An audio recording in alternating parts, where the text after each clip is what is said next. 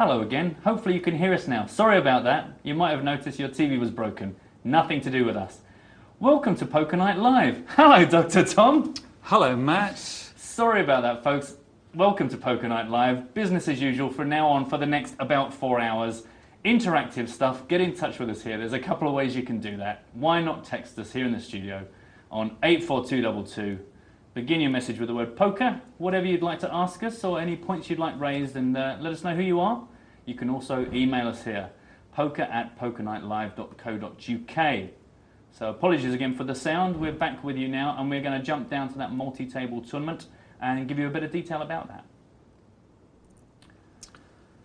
Well, not much has changed, really, Matt. No, not much has changed, but of course no one knows what was going on. They didn't hear us. We had 108 people to start with, 78 left now. $1,080 in the prize pool. I think Mitz might lose a few chips here. You think he's going to find it? I think he might win a few chips here, actually, Dr. Tom. My powers of analysis have completely failed me. You're absolutely right. Said curse. Said curse of said commentator. However, I think he can just call that. He doesn't have to raise, does he? Yeah. Damage limitation.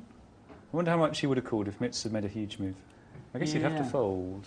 Well, you'd like to think so, wouldn't you? And we know Bono, who I've recently called Bonheur de, but then I realised it was just Bono U2. So it's very clever. I thought it was a French geezer. So did I. If only you'd made the U capital, then we'd all be fine. But yeah, I've done the same thing, so I'm not super. I've done the same mistake before. Or maybe he likes the Open University and it's Bon OU. Could it be that? Oh, do you know what? No, now you've really thrown me into right. I don't think so. No, I think it's Bono. Look, 2 flush draws. And trips. Oh my God, it's terrifying. Well, lots of people are going to get hurt here. It just depends how dangerous they read the board for and how much damage limitation goes on. Yeah, and you've got to fancy the 7s because, of course, the hearts hurt each other's draw. And you've got to redraw to the house. Difficult to see how GDSM is going to make this a winner. Running queens he needs. Yeah, I really don't know. Hopefully... He can't make running queens. Yeah, I can't understand why Queen 5 wants to say with that many hearts to king and that much betting going on. It kind of... It's a pretty big wave of a flag. Do you think he's been drinking cider in the sun all afternoon? Do you know what? I've heard that people that do that play very poorly. So, possibly so. Well, Mitz has decided to make it too expensive to stick around for one more heart. There's bound to be somebody there waiting for it. Well, Fisher's got the pair as well. He might be beguiled into thinking he's got 2 more outs and he can play this, but his queens are no good. Well, he's got so much invested with 840 left. That'll be what happens when you don't make your flush. That is, yeah. That's the trouble with not making a flush, you lose. Normally. Unless you bluff it, of course, which is a wonderful thing about poker. But I suppose he didn't have enough chips left, did he, really, to make much of an impression on Mitz with his $5 grand? No, that's right. Yeah. Which is a wonderful thing about being out of position with a busted flush, because you can bet first. But you do get called, so... Yeah, well, Mitz was never going to let go of that, was he? No. Snap Hit's going to let this go, I'm sure. Ah, he's called. What a maniac he's turned into. He used to be a rock. He was only getting about 3.5 to 1. I'm wondering that bit of looseness in his early cheap blinds just to see if you get a bit lucky or... I don't much like the call there because his opponent's got so few chips. I mean, it was very cheap, but if you catch a 5 or a 6 and you bet and you're raised, you just end up throwing it away and wasting money. I'd let it go myself. If your opponent's chipped up, fine, because then I can make the straight pay, but no, I'll let it go. I had a discussion with James the other day. I was on saying, we're talking about King 2 in the small blind, as you do, it's one of the classic situations. Yeah. And he's saying if you've got 4 people limping in, and you can assume the big blind isn't going to raise, so you've got 3 people limping in, and the big blind you can assume isn't going to raise. If you call there, you're getting 9 to 1, and James says, King 2 off, you can, I mean, you've got to play that because your odds are so long. I'm saying no, because it will get you into trouble as many times as it makes you money, and then then the debit comes from just losing a bit of money each time. Yeah. Where do you stand on that one? Would you play? Would you limp? I guess the truth is it depends if it was like here where you've relatively to limp in cost you such a small percentage of your stack. I've become much more, especially in the deeper tournaments where you get a bit more than the kind of 1,000 chips to start with. I will in the possibly first and second level be a bit more inclined to just limping with anything, just because while people are trying to kind of settle into the game and unless there's anyone that's being overly aggressive, which makes it very easy for me to throw hands I don't want to get involved with away. I might limp in just because, well, if anyone's going to be stupid enough to let me limp in, then I have the advantage. If I do hit, no one knows whether I'm under the gun and making a move because of that pressure or whether I've actually hit something. But I guess my worry is if there's 3 other opponents, even if I hit a part of my hand, well, I don't really know. I almost want to hit the small part. If I've got king 2, I want to kind of hit the 2 with a good kicker. Yeah, you want to catch 2 of them. Yeah, exactly. Well, exactly. So it's I don't know. Depends how much cider I've drunk, metaphorically speaking. If it's high octane or not. What proportion of your chips would you think? What proportion would be small enough of your chips to commit in that situation for it to merit playing for those implied odds? A 40th, a 50th, smaller? Probably smaller, to be honest. Like real cheapest chips, limp in, have a look. If you get nowhere, get out of it. And even if the big blind wants to raise up, fine, you get out of it. It was literally 25 chips out of 1,500 or something. It's. That's a 60 or 60th. Yeah. Yeah, I'd probably let it go even if I had an infinite number of chips, unless I thought my opponents were real monkeys, and they're not likely to be if they're given us an infinite number of chips. I'm down with you. I'm with you there. The thing is, I find I get bored with myself. I did this to myself the other day in the tournament. I get bored with being so tight and practical, and I want to get a bit more involved. And of course, your timing generally is off because you think, well, I'm just getting bored of being. Let's get involved in some hands and get a bit of luck and get a bit of action going. Because I just find that if I'm playing, what I would consider a sensible game, I get a bit bored every once in a while. And it's probably because most of my time playing has been in single table tournaments. Yeah, that's a good quality for that. And that's good for me. It's turbo tournaments, it's fast blinds, even though you might be on a table of 8 or 9, you can treat it almost as if it's a real short-handed game because most people are out before it even comes round to you pre-flop. So you can be a bit more, whereas with these, if there's 18 tables on the go, I find after a couple of levels, I start getting bored of myself.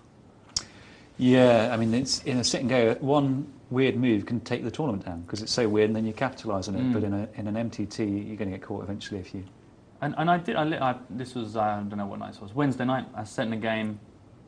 2 hours in, I was above average, having played 3 hands maybe. That weren't necessarily premium hands, but they were good enough and good enough action. Hello. Oh, look at that. Welcome to the trips. GDSM was looking for the king, he caught a 10. Yeah. But, and then I think, I've got something like Jack 9 in the big blind and a Jack comes down and the guy under the gun bets and I think, no, I don't believe you. And he has got King Jack or something. And I just think, why am I playing Jack 9 in this? I'm playing it too aggressively. And I know it's just because I'm getting bored of watching myself. So I think that's one of the things we always advocate, isn't it? Is you learn your strengths and you play to them. We get lots of people saying, oh, should I be learning 7-card or should I be playing cash games? I think once you've found where your strength is, there's no pressure on you to experiment with other formats.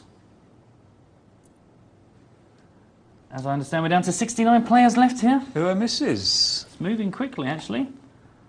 We've only seen a couple of players actually get knocked out on the tables we've watched. But obviously elsewhere, carnage ensues. Snap it doubling through with a full house there. But still probably under an average stack, I should think. Well under an average stack. And 22 big blinds, so he's all right. Fairly slow structure here. 15-minute structure in an internet tourney is relatively slow because, of course, you get at least twice as many hands as you would in a live game. King Queen has mistimed his move. Guzovsky was Uig. What he saw was what he got, and out he went. King Queen, very easy to take yourself out of tournaments with hands like that, I find. Yeah, you want to be down at the real short stacked end before you get frisky with it. 7 big blinds, fine. More, it's a bit of a liability. And I guess he was the one that made the move. He just happened to have somebody much bigger sitting behind him, which, the way of poker. God bless it. Well, a queen would be ever so nice, but even that for Nutman, considering all those spades, it's not always great to be chasing what isn't even the best possible hand on the board. But the bet was enough. Don't do it, I'll face Jack 8 off, a really lousy hand. Vaguely looks like it might be making a straight, but there's a big old 2 gap in the middle. It's not making much of a straight. And of course, if you do get 9-10 queen, then you do have to worry about someone having Jack King. Sort of hand someone might well have.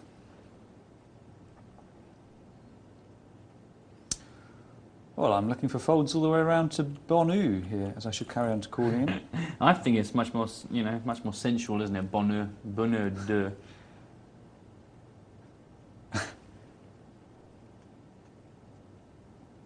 And again, I can lay that one down, and Mix does. We're seeing fairly classic Poker Night Live play here. Well, that's deceptive, shall we say. 6-4 suited, a limp. Fortunately, hasn't been raised off it because you can't call if someone raises. Not when people are this short stacked, there's no point whatsoever. He's behind. Oh, it's a minimum raise, so he's got him fairly cheap and caught bottom pair, and unfortunately he has to check it and release it if someone bets. And actually has the best of it, but Yeah. probably wouldn't believe that right now. Still got the best of it, but finding it hard to believe, I'm sure. Yep, that is the trouble with the weak hand. You're scared to bet it and you let people outdraw.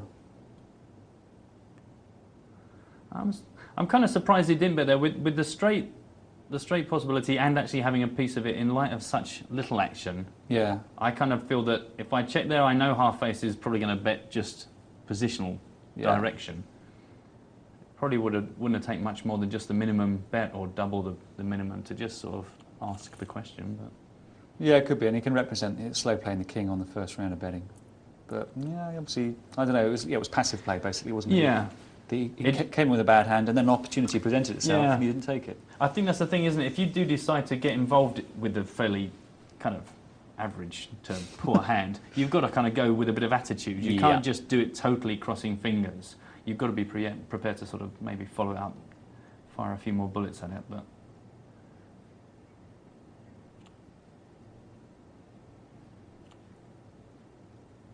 so no one looking too short stacked there. Plenty of play left in all those guys. We just jump over to one of the other tables involved in this multi-table tournament we're going to jump in and out of tonight. Super 1 system in seat number 1. Not too much money left, and he's about to get walloped with a big blind. No, maybe he's been playing the super system a bit wrong.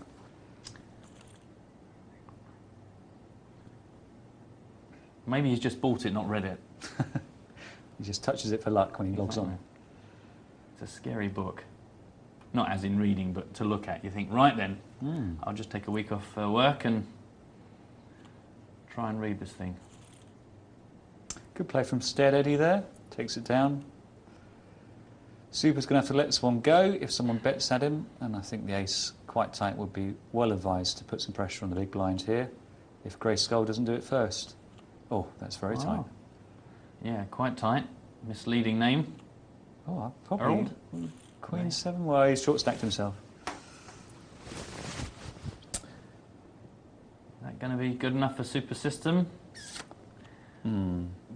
Shame about L Pig's hand, really. Yeah, because a pair of 4s, you might think this is what I've been waiting for, and L Pig's going to go, well, that's fine. Oh, welcome to poker. Oh dear. 1360 L Pig. I mean, thank you for demonstrating one of those classics. Aces getting cracked. And now he's on the big blind. Another small blind, rather. Dear, oh dear. One can only imagine the chat box right now. Probably lots of healthy exchanges.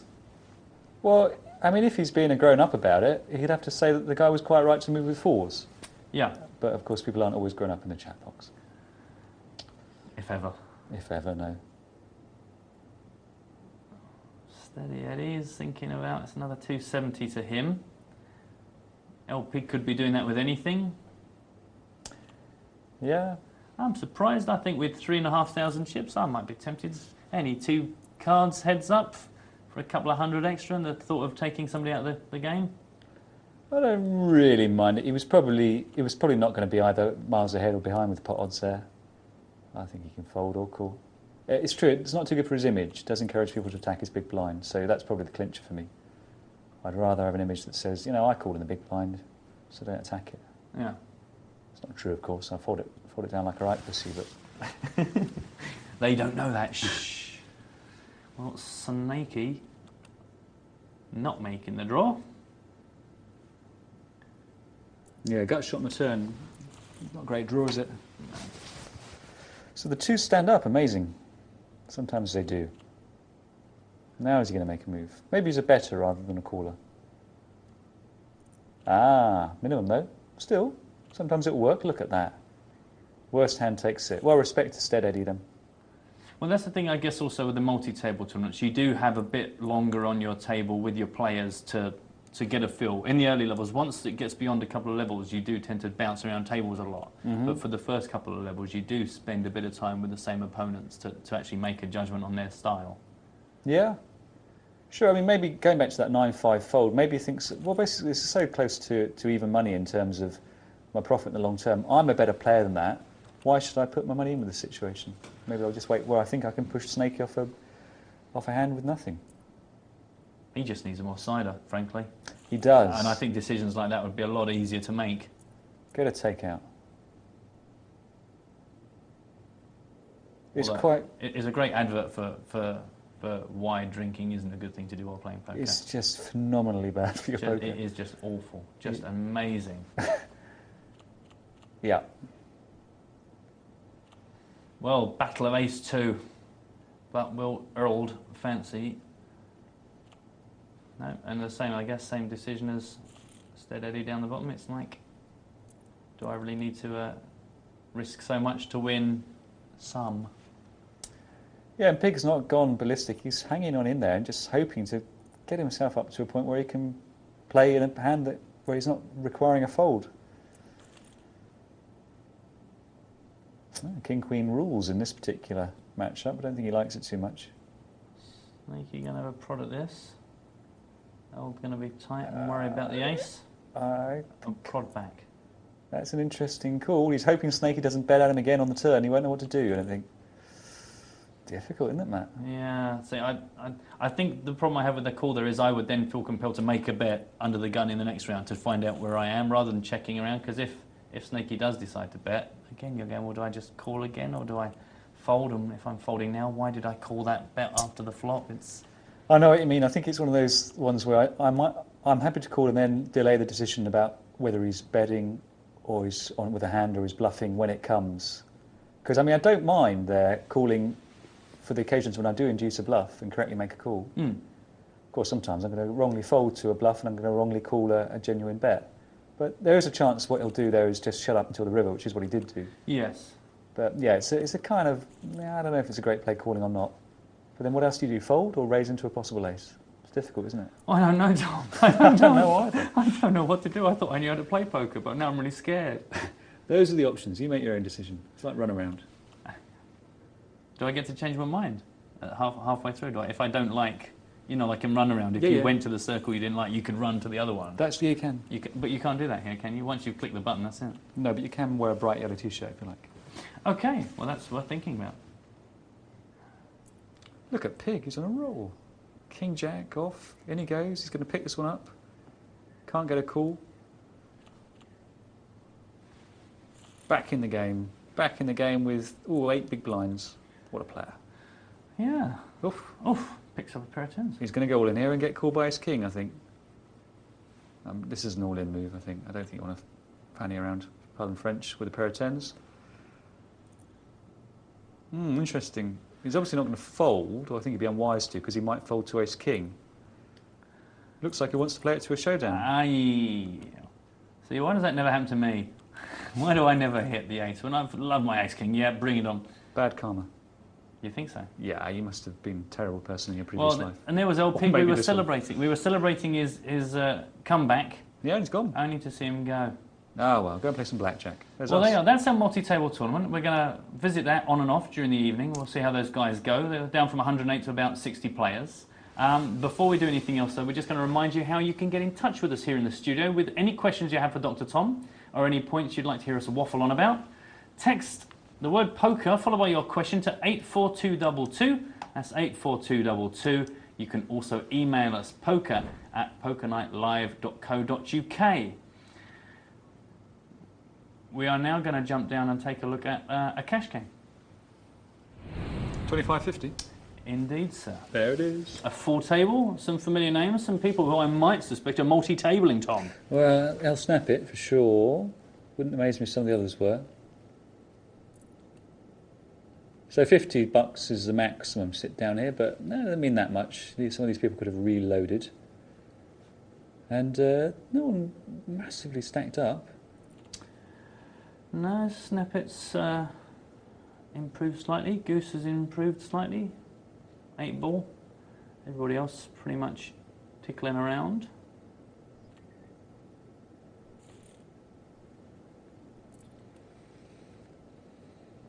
Hello, Queens. Now, we find out about Snappet's image by what Snuggybug does when Snappet bets. And I don't mind folding here in Snuggybug's situation, because I know sometimes Snappet will be nicking. You know, he knows how to play poker, but generally I'm going to give him respect. Yeah. I mean, they're suited, which is the downfall of us all. They look so pretty. Well, it's worked out okay for Snuggy. He's probably happy to be under the gun. Will he check it and try and induce something here, I wonder? No, absolutely not. It's a cash game. Ouch.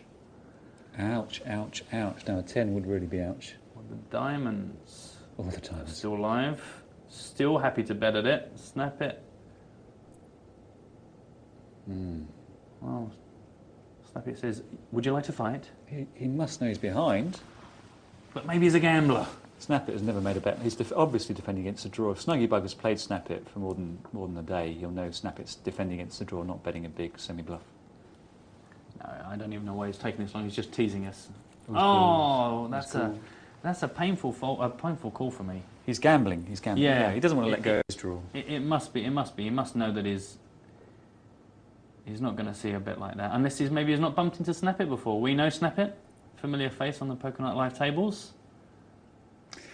Yeah, I mean, either he knows nothing about Snappet or it was a gambling thing, because you saw there Snappet actually had trip queens and he was still worried. He was still worried enough to really bet hard to push out the draw.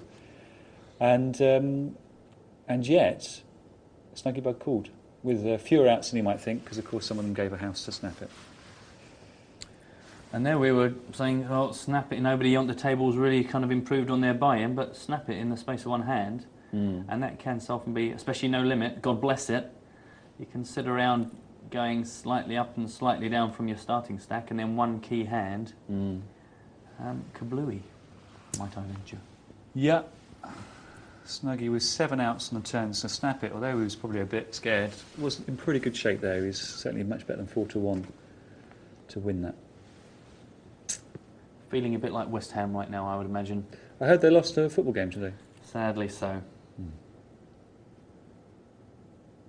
Loosey goosey. Got a couple of different parts of this. Interesting flop, isn't it? Well, lucky for Lucy, doesn't get out rivered.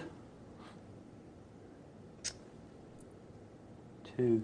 36 in the pot, just a little tickle. Seemed a bit passive there. Well, maybe, who knows, maybe Lucy was trying to prompt a raise that she was intending to call. But won the pot, can't complain. Probably just a bit of a missed opportunity there. And now could find a bit of payment. Be lovely if an ace drops. Oh no, tell a lie, Robo's got the 4th ace. That's not going to happen.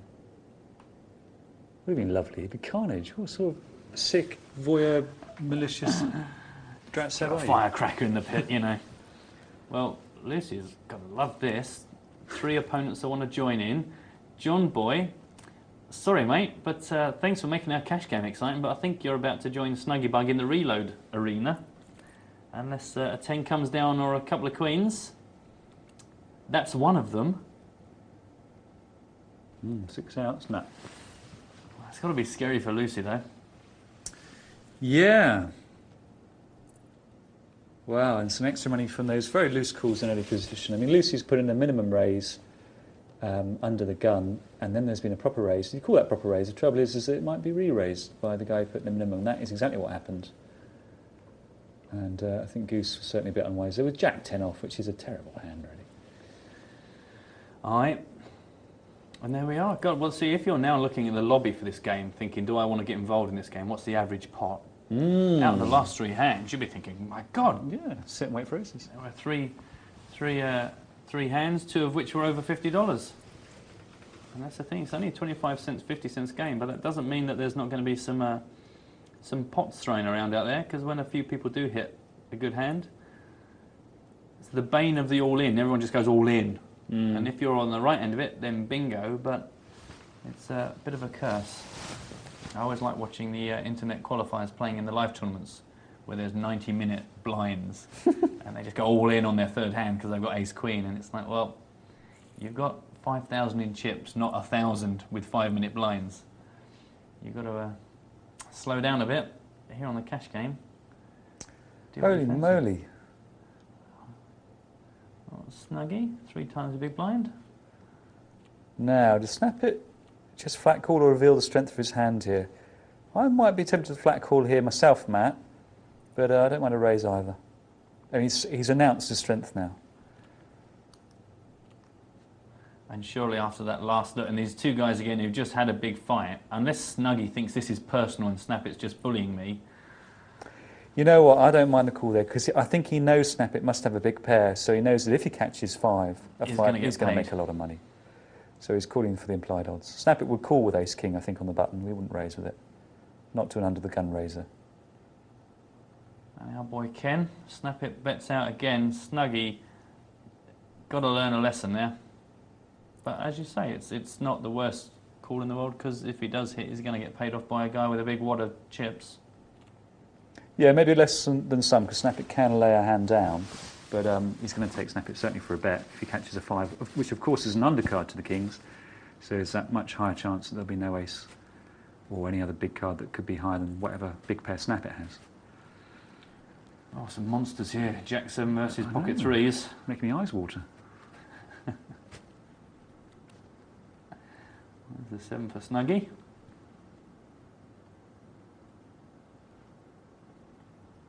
And see, if we tuned in now, we'd no idea about the fight. We'd no idea where Snap-It's money's come from, but we do. Snuggie has financed Snap-It's rampage. And Snap-It's always a player, I find, that kind of just always proves the point that, you know, solid play wins the day, rather than the cider-fueled madness. It wins the month. I mean, like yes, all of us, he's going to have bad days. Yeah. And that's why I do curse myself when I do get bored, because sometimes boring wins. I know that's not the most dramatic poker statement ever. Cash games, boring's a fine strategy. I find the only time I'm successful with cash games is if it's on monitor number 2, and it just kind of keeps ticking away and I keep an eye on it. But meanwhile, there's some mental turbo bonkers single table going on monitor 1. Then I find that I'm getting enough excitement out of playing in that game that I can be a bit more thoughtful and a bit more poker-based rather than action-based. Mm-hmm. Bit of Omaha. You like the mental turbo bonkers? Is that right? Yeah, sometimes I do, and sometimes I find that actually, especially if if it's a $5 or $10 game, you're kind of quite happy to crack through that in 45 minutes. Whereas if you're sitting for a 6-hour session in a cash game, then to have some other stuff come along to keep your brain going, it just stops you from going mad in the cash game. I find it far more frustrating to lose big hands in the cash game than in a tournament. Sure. So I don't mind being a bit more, get that mental part out in the tournament while the cash game's a bit more steady. John Boy? Do you think this is a trap from Snap-It, or is he just not feeling too... His Jack's self-esteem is a bit low. John Boy's going to raise here, yeah. Well, we'll find out now. Yeah. It's tricky. Maybe Snap-It's worried that he's being so commanding that he's never ever going to get a call again. I think here he's basically he's not all that happy about committing his chips with Jacks, and he's waiting to see if he's got some signal coming from the flop or his opponent that they are going to be good. Well, John's even less likely to actually take a stab at this, I would suggest. Yeah, I don't think Snap-It can either. He might now not read John Boy for an ace, but a king is another worry card. And John, I don't know what to do, says John. John Boy can take it. Yeah, good bet. I think. Ooh. Aye, aye, aye. Aye, aye, aye. But see, there's a queen gives it to John Boy, and Snap-It can only check it. Nice. Interesting pot. Well, it was good. I think John Boy did the right thing there, personally. Again, well, I don't know, perhaps people like to argue that, but I think that's what I would feel compelled to do, is just find out where I am. Yeah, I think I might have bet a bit bigger because the board was giving a draw at that point to someone who had just a high card.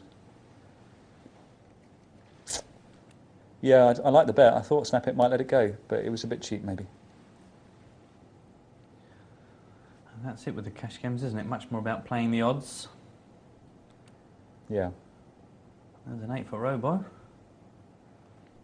With $1.25 in the pot. That's that holiday paid for. Mm-hmm. John Boy. Yeah, larging it up, eh? Yeah, he's had a taste of the good life. He's going to be table captain for a while. That'll work. Snap it can't call.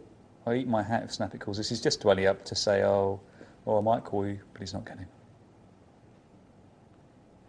No, there's nothing about his position or his cards or the pot that's going to make Snap it call that. Your hat remains intact. Thank you. I don't have a hat, so I'd have to send out for one. Do they do that? Is that a home delivery hat service? Well, if you're there, I'll probably have a pizza as well. Sombrero, perhaps. Robo with a couple of green ones. Yeah, 152. On the button. There it is. You've got to, and you snap it for a change has a hand. And I call it. You might fancy a tickle with. Oh, come on, snap it. It's not that bad. It's not much fun playing Queen King, but you're probably ahead of the button there, eh?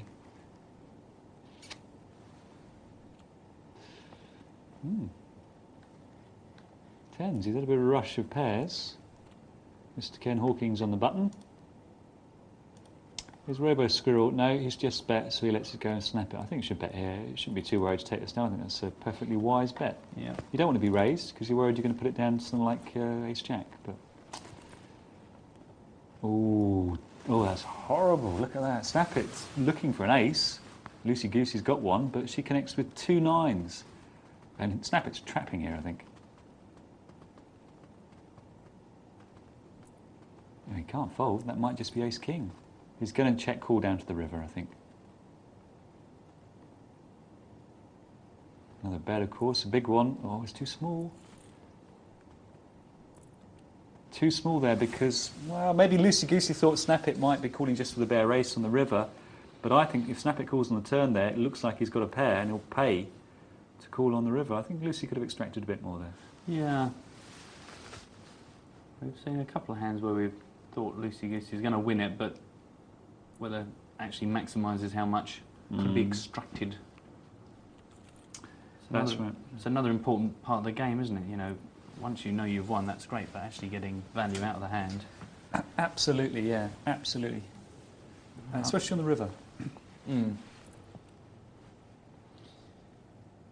I think probably in the flop, the turn and pre-flop, whether to bet or not is a key skill, but on the river, quite often it's fairly obvious whether you should bet or not, and then it's a question of finding the right value.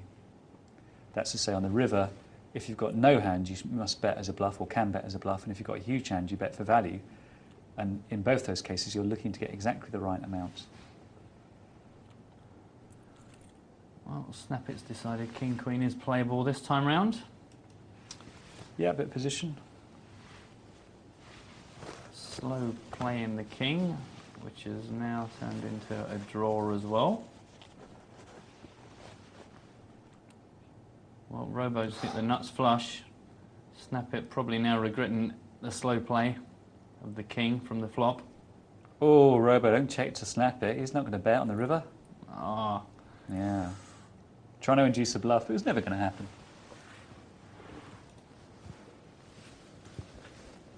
There's a couple of pretty green hands down there. Seat 4 and 5.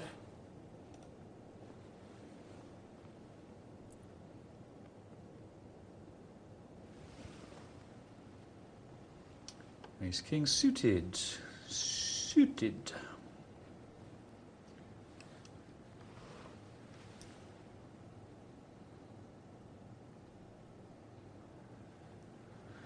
Well, John, we saw earlier on actually go all in against Snap It with Ace King offsuit when Snap It bet out with a pair of tens. Takes it up to $3. Another 250 on top of the 50 already in for Lucy. Got to let this go really with 8-9 off. Well, picks up a gut shot draw, but now out of position. John's got the bigger draw. Maybe a bet from Lucy scares John off, but Will now. quite happy to just passively tickle along there. Is that, do you think, perhaps a facet of cash play rather than tournaments? People more happy to just check stuff through and see who's won than making a move, or is that just perhaps something we're seeing here? I don't think so, actually, Matt. I mean, it's an interesting point. Often you face a situation in poker where you're not quite sure where you are and you're trying to get to the river just by checking. I think there's some value in it in both forms of poker, and it's to be avoided, of course, generally, but certainly in cash games, if you get in the habit of just by the flop of the turn giving up and saying, well, I'll just check it and hope I'm not bet at or outdrawn, then you might be missing a few bob. But no, I don't think it's peculiar to that. It's true in tournaments because more often you're all in pre-flop or on the flop. There are fewer streets for that situation to emerge. So yeah, in that sense, you get it more in cash, yeah. But it's probably not any wiser in cash than in tournaments. And again, I mean, I'm just supposition really, but again, thinking about some of the things I said tonight is I think perhaps tournament play, people feel a bit more impulsive rather than in cash. People know they're in for the long haul. I think a lot of people quite mistakenly believe they can win the tournament in the early stages. Yeah. So they feel they've got to set their stall out and get a bit more jiggy with it. Yeah. Such as myself. Yeah. That's the cider though, isn't it? I mean, I wish I'd never mentioned the cider, frankly, but you're absolutely you're absolutely right. We won't mention the brand, but it's the stuff for 10%, isn't it? Do you know what? I hadn't thought about that at the time. I only thought I was going to be there for a couple of hours. I didn't know it was going to turn into a long session. It was sunny. It was a nice bus shelter. I've still got the sunburnt shoulders to prove it. Tournaments. Good to be a bit like a coiled spring. Cash games, not so good. You want short tendons for tournaments, long tendons for cash games. I quite like that analogy, actually, which means, therefore, that sprinters are tournament players and distance runners are cash game players. Yeah, quite like it. Yeah. I'll stop there, though. Yeah. Snuggy buggy. Never afraid to get involved. Sadly, already 50 down, as we've seen this evening on this table. Let's come back to take it back from Snap It. And this will go his way.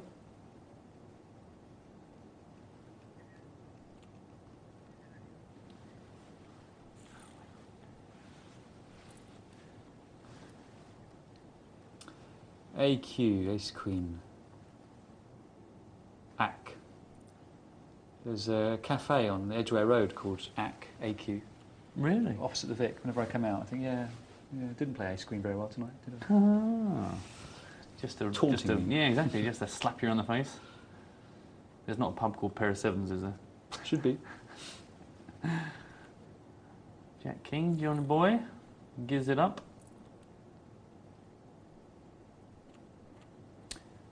Another Ace King on the table. What do you bet here, Matt? It's an interesting situation. I'll probably do the normal 3 or 4 times the big blind, just, you know, by the book. Yeah, me too. Lovely. This is a perfect situation because he has capped the Jack King in and he's dominating it. Unless the Jack King pushes him off it, of course.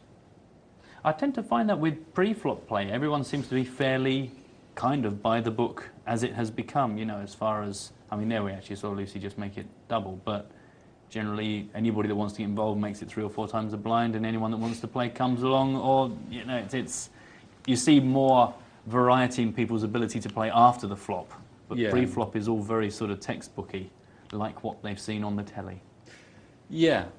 I mean, let's face it, these are players who've obviously watched Poker Night Live, we assume, and they get it suggested to them continuously that this would be a good bet. So that's what they do, to get our applause and blessing. And in fairness to this way of doing things, this is one of the toughest tables you'll find at 25 cent, 50 cent. Yeah, no fish, really. In fact, Ken, if you're listening, which I'm sure you are, let us know if you keep records on your profit or loss in this game compared to your profits elsewhere. I'd be interested to know if this game is less profitable for you than non-Poker Night Live tables. Because this is a tough game to beat, this one. Absolutely no doubt about that. Absolutely. As we see Johnny pick up middle pair, which beats out Robo's. Very easy for Robo to let this go now.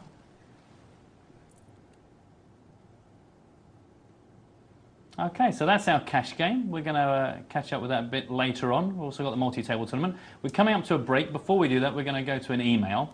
It's an email I'll read out, but I actually think it's an email where we need some more information. So I'll throw it at you, Dr. Tom. Okay. This is an email from Celeste. Hello, Celeste. Thanks very much for your email. Hi, Matt and Dr. Tom. Loving the show as usual. Need your thoughts. Was in a big tourney last night and got down to the last 3. I wasn't short stacked, but not the chip leader either. I got Queen as my whole cards, and on the flop came down 2-3-8 with no obvious flush.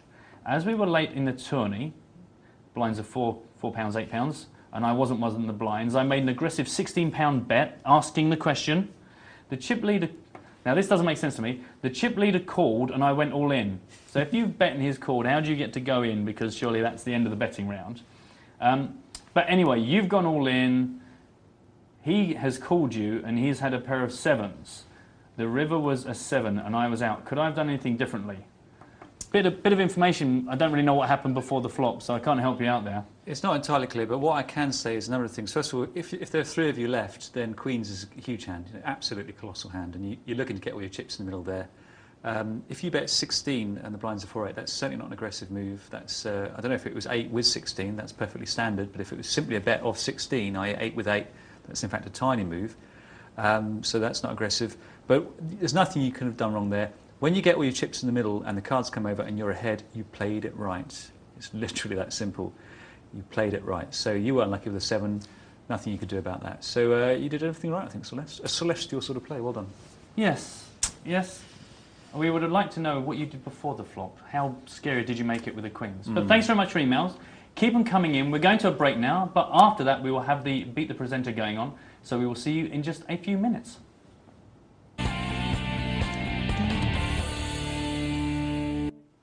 Hello there, welcome back to Poker Night Live. Matt and Dr. Tom with you tonight. Welcome along. We've got lots more action to come. We're with you till 2 o'clock. We still have Beat the Presenter. You're going to take on either myself or Dr. Tom. We have a coin. We will be flipping very shortly for that privilege of beating you, stroke you beating us. But to remind you, it's an interactive show. We welcome all of your emails, your questions, your comments. Get in touch with us here. There's a couple of ways you can do that. The first of which is our text number, which is 84222. Start your message with the word poker and then your question or your comment, and please let us know your name. You can also email us, poker@pokernightlive.co.uk.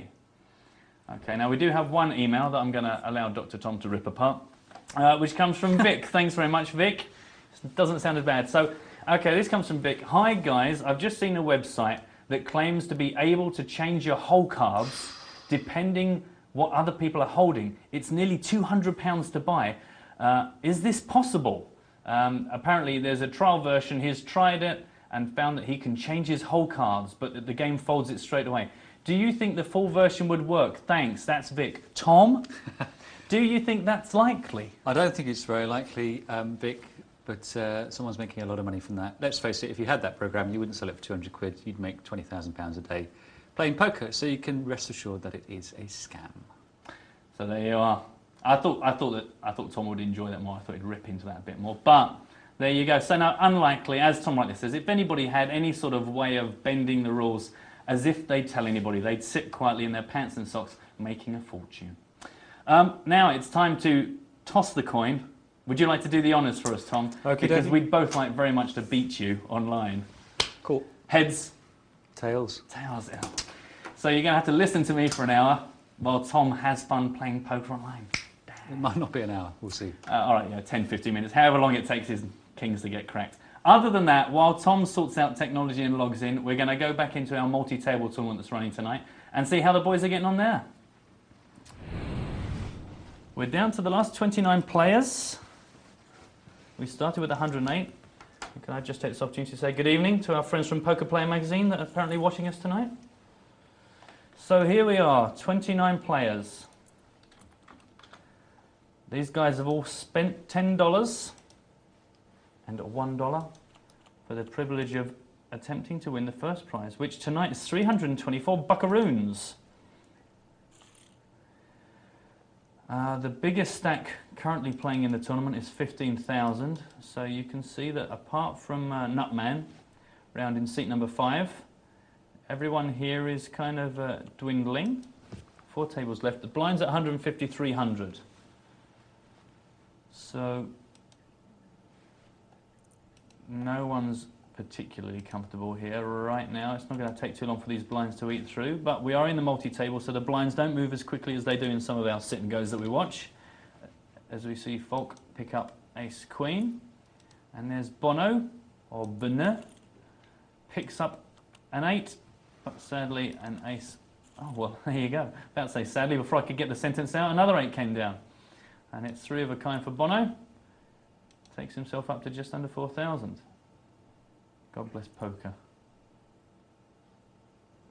Now we can see. Are you there? No, I'm trying to get into C8 for... Would somebody let Tom sit down? Come on now. I'll pick Show some respect. Well, Nutman has picked up the best starting hand possible, and he's also got a fantastic position because he's in the big blind. So whatever he does here, people might see him just protecting his blind. No. Posh. How dare you not respect the Posh legend just sat that is down. Dr. Tom. Posh just sat down. Hey, Posh, now you're no longer a friend of the programmes. Ah, he's got up again. Well done, sir. I take that back, Posh. Now, if I'm not mistaken, Dr. Tom, I am a transvestite. you are in fact wearing a dress tonight under the name of Chip Nurse. Mm-hmm. Now that would be our Michelle. Will she mind you playing with her account? Her account, no. As long as it stops with the account.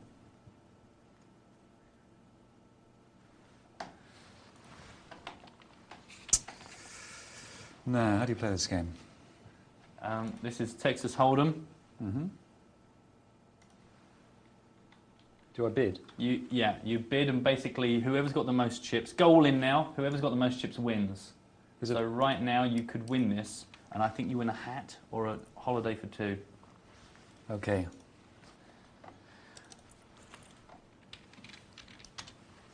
And I've had an interesting email actually from WYSIWYG. Thanks very much to WYSIWYG. And this is regards to the software that was claimed by Vic just after we came back from the break that changes your hole cards. And this comes in saying, "Hi, great show. About that software, it's a scam, surprisingly enough. All it does is change what you see, which is quite interesting. So it doesn't actually change what is there behind the facade, but it changes what you see to make you feel that your cards have been changed. I like that idea. It's a good scam. But sadly not one that's likely to win you any money in the long run, because I think after a couple of straight flushes losing out to a pair of 6s with a jack kicker, one might suspect one's £200 has been swallowed up by a scam artist." Thank you very much indeed, WYSIWYG Dave. We appreciate you clearing that up for us, much as we suspected. It's all good, folks. Don't worry, there's nothing bent out there apart from people playing 7s too strongly. Let's have a look at the game. It doesn't make it difficult to read, though, that software, I should think. Well, especially if you forget what you actually legitimately had. Okay, now we're going to quickly whistle through the cheese grater, folks, and we're going to pick up our chip leader, who is sitting around the table at 9 o'clock. Gold Panda, which is as good a name as I can remember, with best part of 15 grand, 14,230. But actually, we just see P-Phone Seca leave the tournament, and we're down to 26 players. Now, in this particular tournament, we had 108 start. The top 10 will get paid. But 10th place, you've fought your way through 90 people, and you get $16.20 for your $10 buy-in. That's a lot of time for not too much profit. However, you get up in the top 3. Third place is 135. Second place is 216. And the grand fromage, 324 bucks. Patchouli. Not too bad at all. You sit in a cash game for a few hours and try and turn $10 into 324. I fear you will be unsuccessful. I can't believe... you weren't using that double-sided coin that you carry around with you by any chance, were you, Tom? I was, but I swapped it when you weren't looking. How's it going on the commentary front? Very good, actually, very strong. Lots of emails saying that it's much better now. Much better now the real value is sat down and sit and go. Exactly. Now that they know. Don't tap on the glass, they said.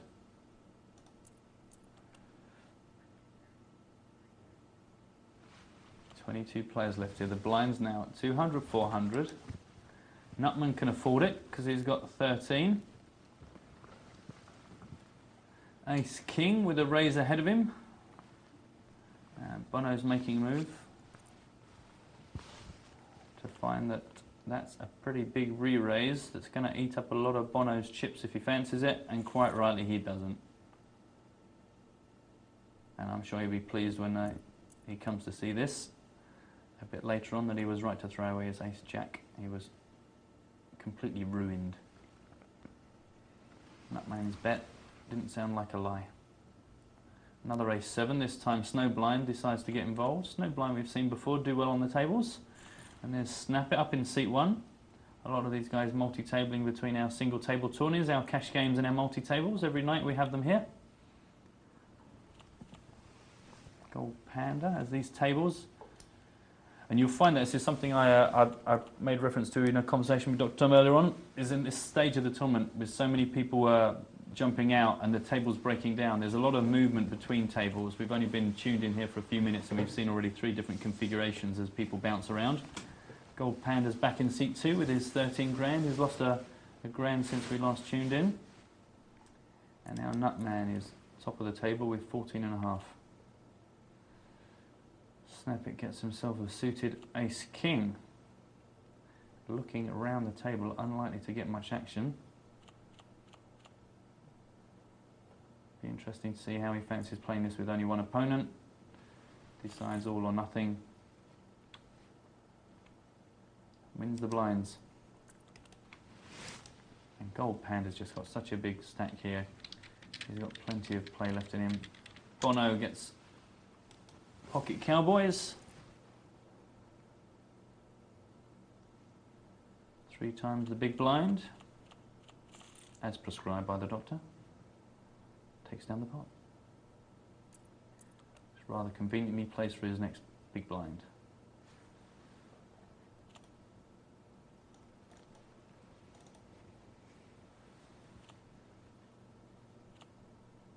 Snowblind's got the best of it right now. It's the sort of hand that if no one makes a move round to him, he should make a move with, but is unlikely to get any action because of the 5-8 offsuit Bono's got. 10 Queen similarly, if somebody makes a move before you, he's easy to let go. Thank you, Snowblind. See that? See how the commentary there, everything I said happened. That'll happen about once every 20 times. I don't really know why Bono's thinking about this. Getting himself a cup of coffee, perhaps. Or just deciding if Gold Panda's bullying him with his chip stack on the button.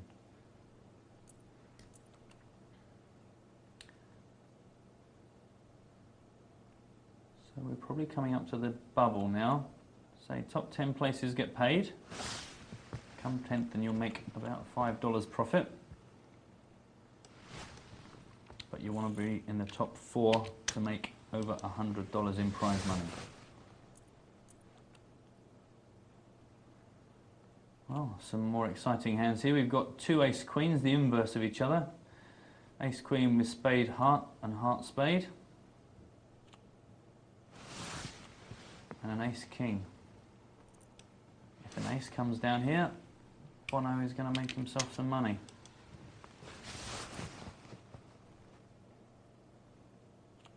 If a queen comes down, we'll see how these guys play in position. Wow, wow, that's fantastic news. Really depends here how scared of the kings these guys are going to be and how Bono plays this to try and extract some value. Luckily for him, Gold Panda decided to kick off the bet with 1200. Flat caller hesitant, taking his time here, trying to sneak in under the radar. Doubles the bet. Nutman thinks about that. Gold Panda, is that going to scare him off? No. A flat call puts him all in. And that's rather lovely. hit trips with an ace kicker. And Bono's up to 8 grand.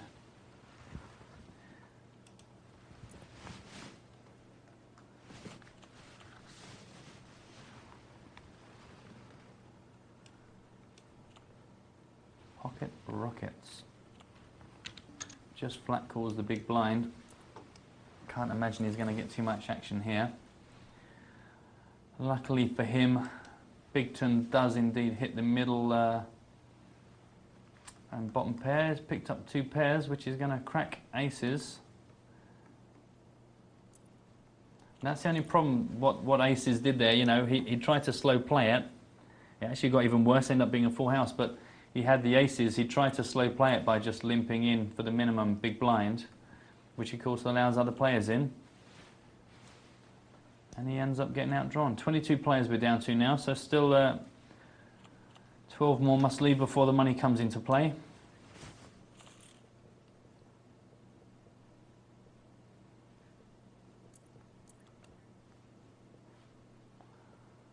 Ace Queen in seat 1 for Snap It. Be interesting to see how he plays this from the small blind.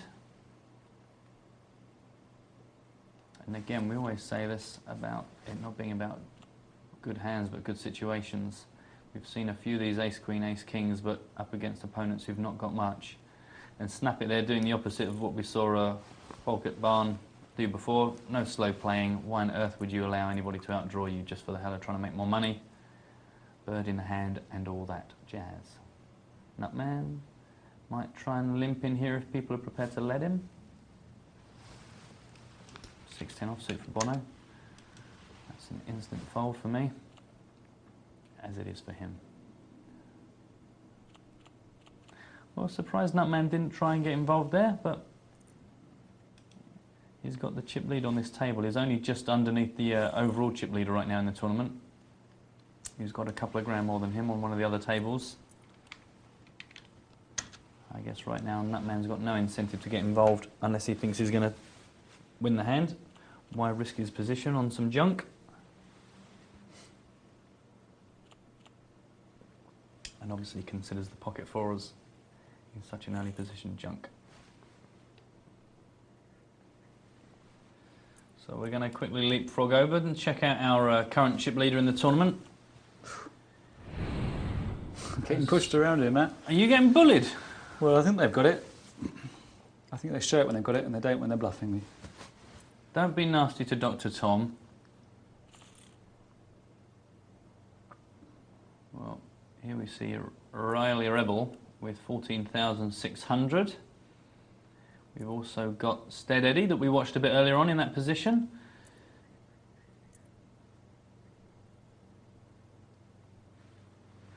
Lucy that we watched earlier on is in for the last of her money with fishhooks. That word again is fishhooks. Max Power, regular, pocket fours, now in hideously bad shape with that sort of table. Sadly for Lucy, she's not in a position to make any further betting to scare people off, so good chance that more cards are going to come to draw. Actually improves Lucy's hand with the flush draw also,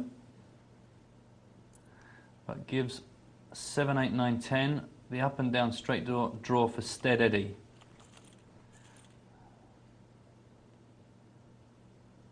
There's the flush.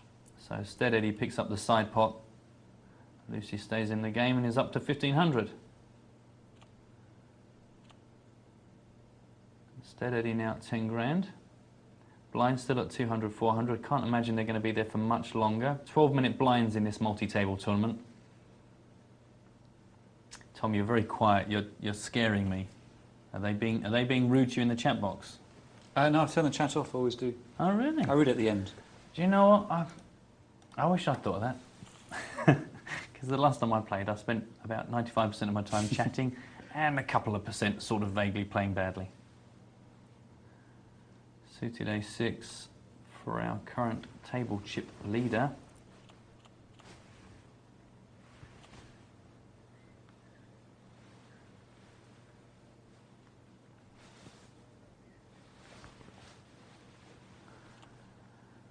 Blinds have now gone up to 300, 600. So that bet by Riley Rebel was just double, but was enough to do the job. Ace-2 suited round for max power. Nothing very much else to get excited about here.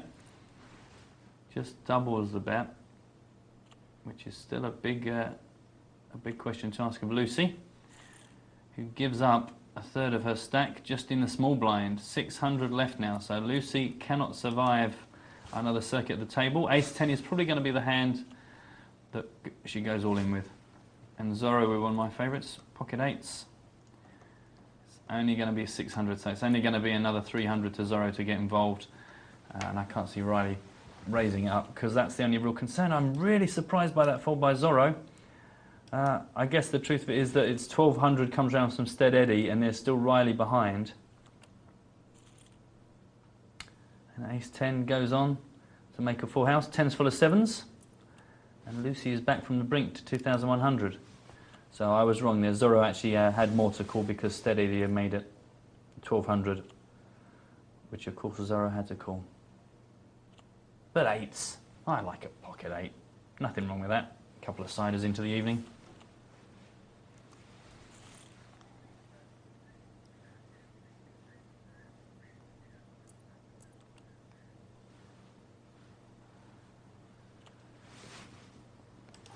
Now, one thing to consider also that's interesting is we've seen already tonight a lot of these players multi-tabling.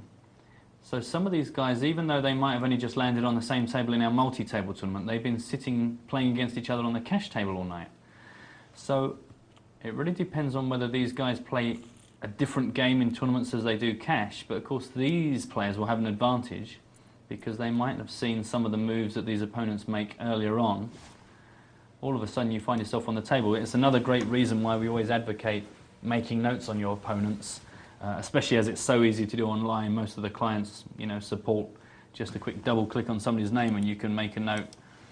Even if it's, I mean, one of the things I very simply do is the hands that I get to see them in a showdown. What sort of hands are they getting involved in? Even if I'm not involved in the hand, keep your eyes open, see what they're playing. So that's always something. We watched Snap It earlier on, being very, very solid.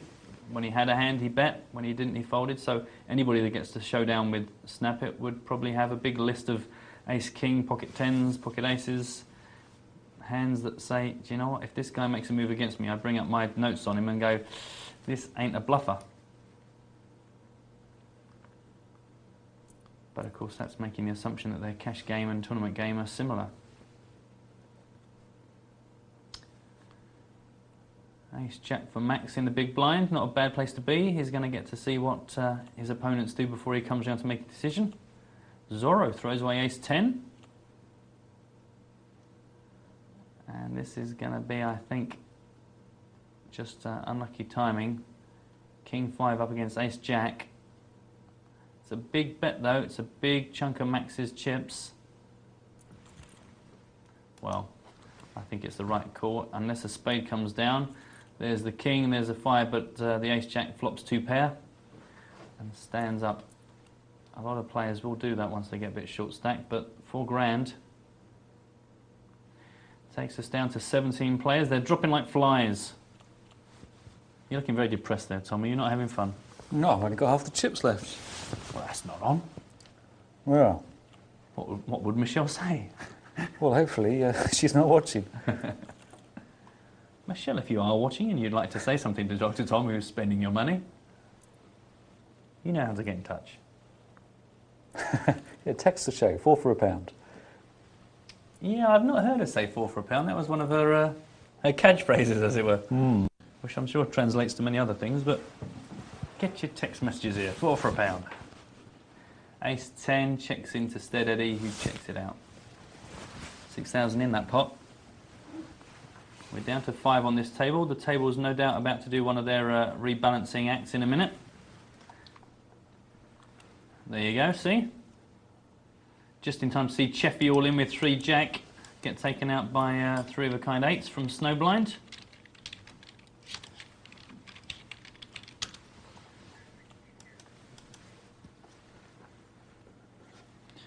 We're getting very close to the bubble now. Top 10 are going to get paid. We're down to about 16 players left here. Gold Panda was a chip leader earlier on, still hanging in there, doing pretty well, 13,500. Nutman, 12,000. And Bigton also on 12.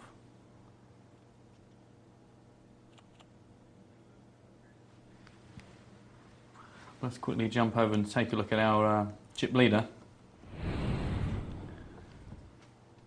We can see a player that we've actually not seen yet, Mr. Wiggly, in seat number 5 with the best part of 31 grand.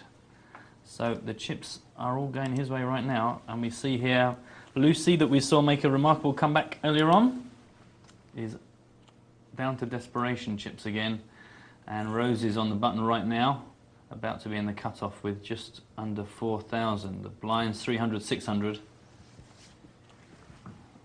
Couple of pocket pairs. Max Power's got 4s. Unlikely to do anything other than limp, which he does. But I can't imagine Grayskull is going to let him in on a limp. Just doubles it. Down to our last 16 now. 6 more places to get in the money. Surprised Grayskulls hasn't made it a bit more, but maybe he wants some action at the risk of getting outdrawn. 4s, throws it away. And that's a juicy pop, 2,700. That takes him just over 10 blinds. 10 big blinds, should I say.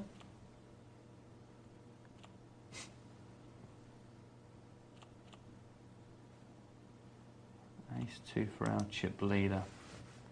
Loosey Goosey's got King 8, but doesn't fancy it. Robo Squirrel will make a move. Takes it up to 1,500 with 9-10 off. And it's enough to get back the small blind plus eat my aces big blind. Rosie is bound to make the move here. And why not? Sadly, I'd be surprised if anyone gives the action. Even the big blind, only Queen 9 off.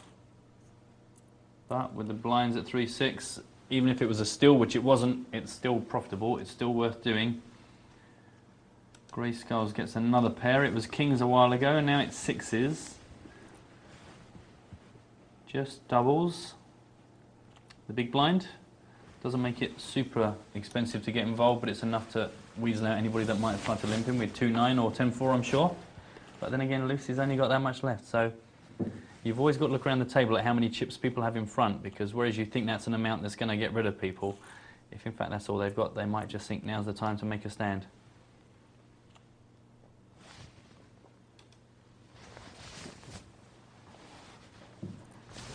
Mr. Wiggly doing the same thing, just doubling the big blind. It's currently the best hand available, but God bless that flop, it can change everything. Will anybody fancy paying the extra? No, have some blinds. Takes Mr. Wiggly up to best part of 32,000. Well away from the rest of the crowd here as we see Lucy go all in. Not for the first time tonight with Ace 4 suited, which isn't the worst hand we've seen her all in with. Ace 5 has it covered, and there's a couple of hearts. Will she survive? And the answer to your question is no. 10s with ace, king, sorry, 10s and 5s with the ace.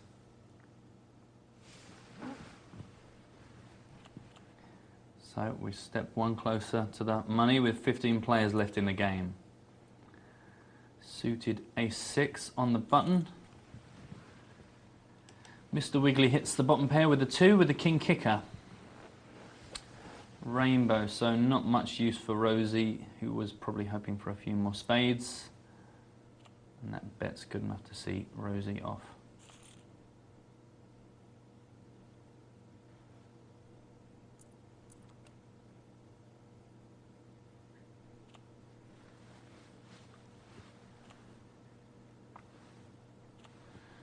Oh, Max Power didn't fancy the suited connectors. 6-7 in the late position.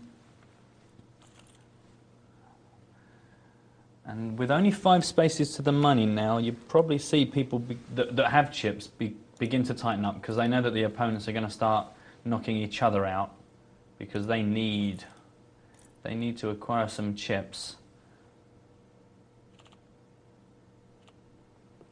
So the guys with chips are unlikely to get involved unless they've either got a decent hand or they get let in for free and improve.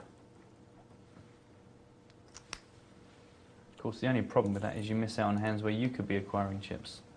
And meantime, your opponents are building themselves a stack that could later on be up against you and do some damage. Robo Squirrel gets pocket 2s on the button. Grey Skull's having to think about it. Ace 5 suited. Quite rightly chucks it away. We're at 300, 600. So that is our standard 3 times the big blind move by Robo. Takes it down. Rose is all in. It's a big wad of chips, to be honest, but probably the thing to do with 7s. The blinds are worth picking up. People just can't fold fast enough, can they?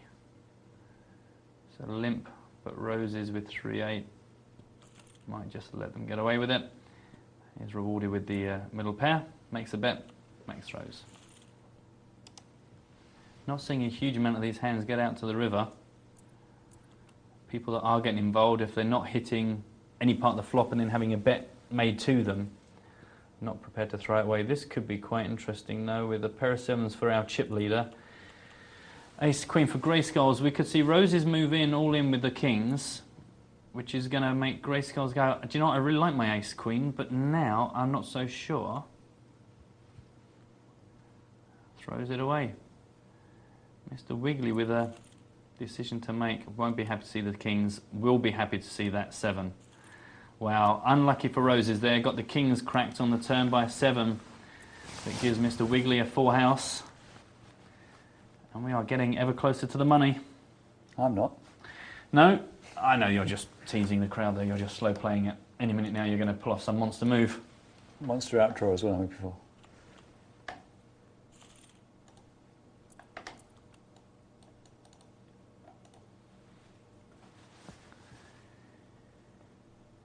Not a huge amount of hands that I would expect anyone to get very, very busy with. Instead, Eddie has the only ace on the table and just doubles the big blind. That seems to be the pattern here. Only Robo Squirrel has been using the 3 times the big blind move. Anybody else, it seems that just making it 1200 is enough to get rid of anybody being speculative. Instead, Eddie gets himself pocket 8s. But in this position, I don't like them as much as I normally do. Decides to make me wrong by making it 2,400. Similarly does the job. 3,300 in the pot.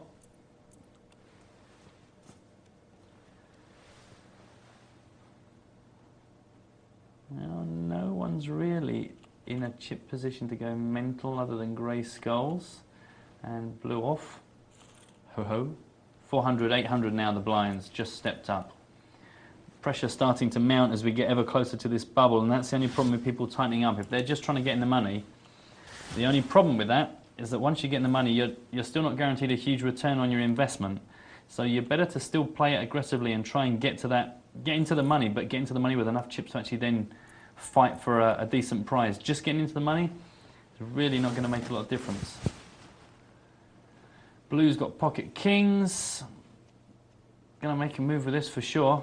Unlikely to get too much action, just due to the nature of the hands he is opposing. Queen 8 in the big blind is not going to put any more money behind it. Suited Ace Jack, I think, again, is unlikely to get much business, even if he makes it 12.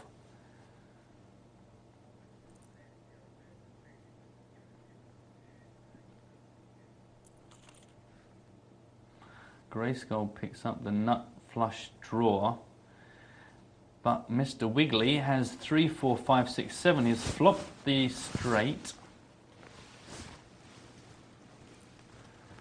Well, I think Grey Skull's going to go for this anyway, and he hits it. There you go, mate. Well, Mr. Wiggly, lucky for him, Grey Skull was down on chips, otherwise I think that would have been much more expensive. But I don't think Mr. Wiggly would have let go of that anyway. Flopped the straight, puts his opponent on the draw.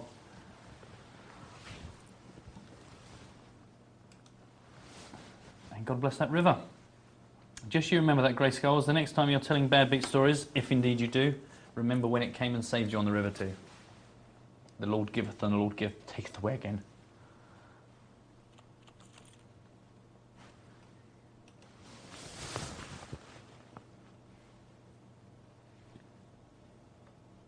pair for Stead Eddie.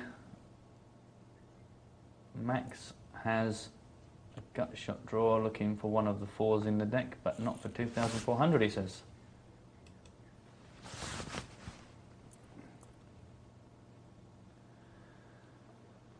Don't forget, get in touch with us if you'd like to. Any questions you've got, any comments you'd like to make, 84222. And you can also email us poker@pokernightlive.co.uk if you'd like to comment on anything you've seen or ask a question to Dr. Tom or myself. Perhaps if we've commented on your play at all tonight, anything you'd like to fight us for. Ace-10 for blue in the big blind. King-8.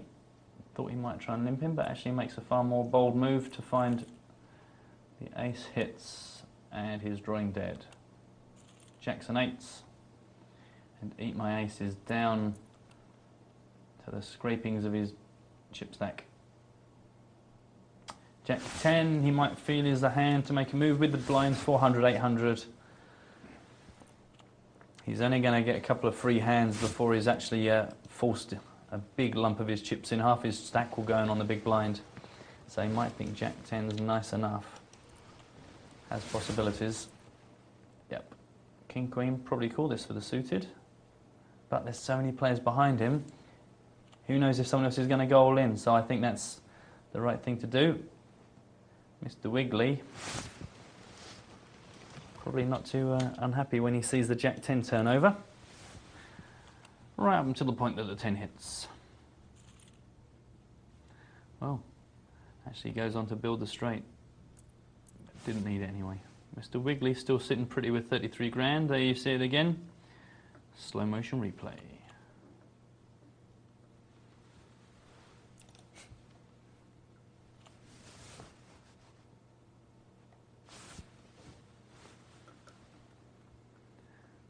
Eat My Ace decides Ace-10, 8-10 offsuit is good enough to push 6 grand out there.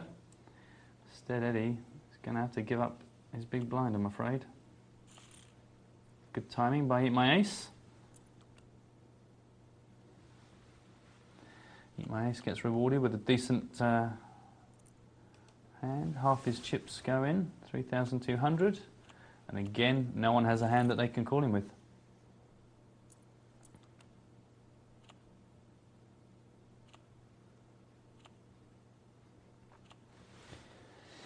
Mr. Wiggly gets a quality hand in the big blind. Stead Eddie, if he makes a move here, it will be a steal. 10-8 is not something I imagine he wants to play. He's going to find himself raised all in here, I would imagine, by Mr. Wiggly.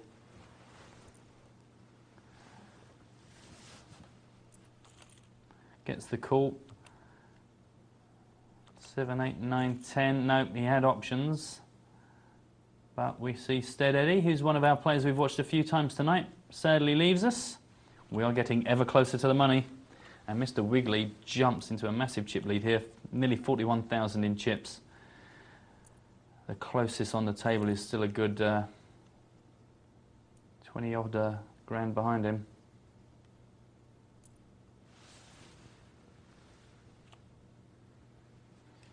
Only 3 more players to exit before we hit down the money. 13 players, remembering the top 10 get paid off.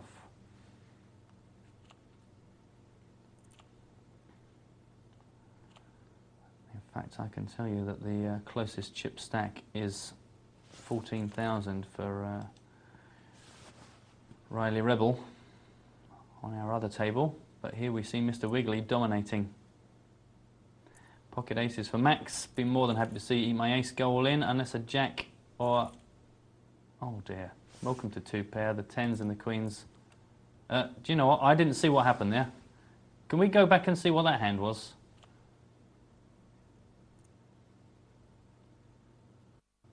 Oh, okay. Okay, I'm happy now. I missed that had come out. I missed the straight forming. So another pair of aces get cracked. Happened so quickly. I couldn't tell a lie. I missed the straight. We do lose another. Eat My Ace, who was a little while ago down on chips. Now up to 15,000. Which actually puts him in second place behind Mr. Wiggly. And with the blinds at this size, in a no-limit game, it's not unusual to see these chips bouncing around. Well, blue has made the jacks, Eat My Ace has made the kings. Pushes back at blue. Blue going to let this go. I got a feeling he's going to struggle.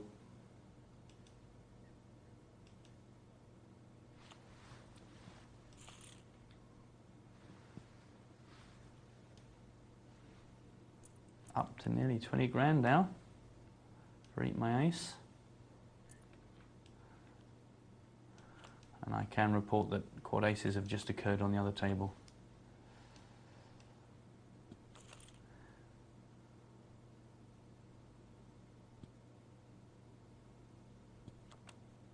Meanwhile, back at the ranch, ace-6 fights against ace-7.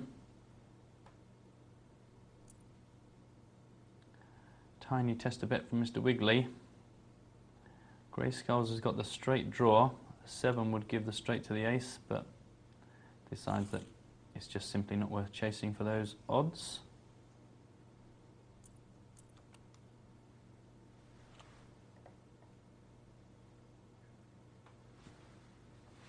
Eat My Ace with another great hand here, ace-king. Could actually find a bit of action out of ace-3.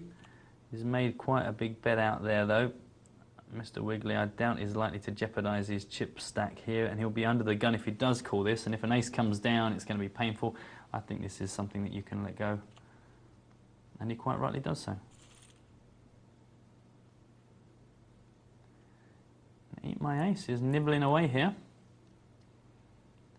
There's still no one else even vaguely near Mr. Wiggly and Eat My Ace.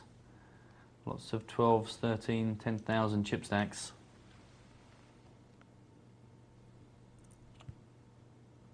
Ace-3 for Nutman. They are suited. Robo Squirrel lets ace-4 go. And we are right on the bubble here. No one wants to be the last person to go out without winning any money for their trouble. Nutman gets a pair of 10s.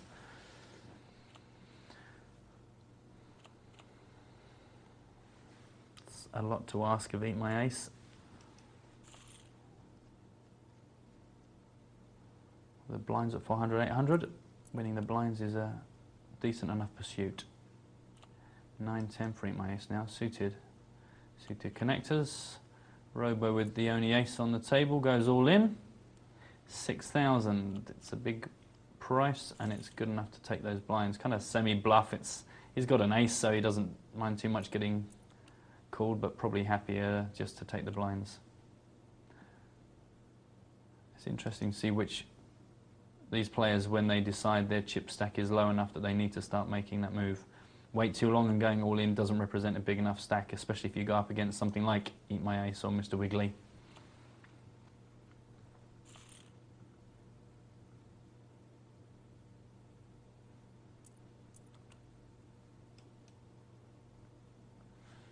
Pocket threes is the best of it right now for Eat My Ace, but decides to just not get involved. He's worked too hard to get up to this position of chips. He's not going to start wasting money in case he gets re-raised, and then he has to give away his grand investment, as we do indeed go to 500, 1,000 in the blinds. So just to get 2 horrible cards still costs you a fortune. If ace-2 could see the 3-8 in Mr. Wiggly's hand, might have got involved there. But of course he can't, despite what software you might find on the internet that says otherwise. Suited 6-7 for Nutman. Any raise off blue with his 7-8? A Mark Bannon hand.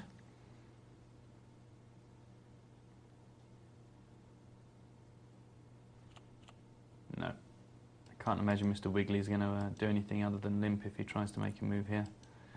Does. I think he's going to get pushed back by Robo. I warned you. Well, he takes a gamble at it and he hits the 8. And he does indeed knock out Robo Squirrel. An unlucky Robo Squirrel.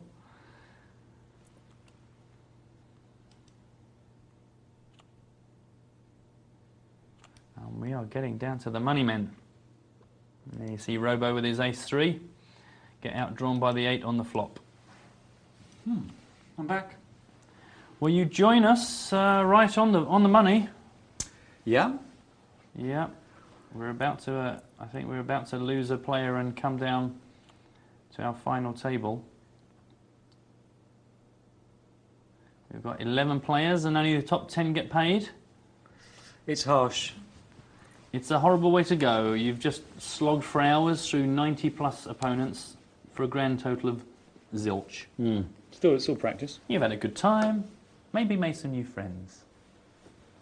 I mean, what else are you going to do on a Saturday night? That's right. You know, Go out and talk to girls? I think so. I can't think of anything else to do. Who's going to get bubbled then? I don't know. You know, we've seen so many of these players. Eat My Ace a little while ago was down on his luck and now he's up in second place. Mr. Wiggly has gone from strength to strength, to be quite honest. I don't think he's going to be anywhere other than in the money. No, we've got Bluoff on... well, Bluoff's now making a stand and Grayskull is the right guy to attack because he's hoping maybe to let this one go and have someone else bubbled. We've got a short stack on the other table. Snowblind is down to 7,000, also Big Tom Fooler at 7,000. Well, as you've mentioned them, Tom, let's go and take a look at our other potential finalists. Let's just see if Eat My Ace... yeah, he's going to have to fold, actually. Yeah. I thought perhaps they were going to get involved in the pot with Knotman calling. Let's just be sure. Let's be sure. Let's just be sure before we go through the cyber bubbles. He's not going to call for another 7,000, is he? Don't want to double him up, I don't think. No. Right, bubble us away. Let's have a look who we've got left on our other table. So, not so many big chip stacks here.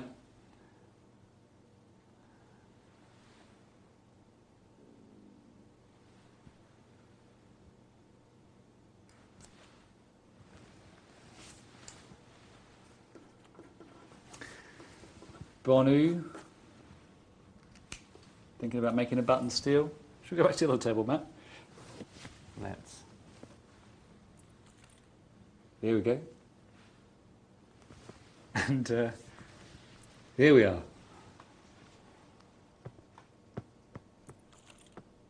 Didn't know you could time travel.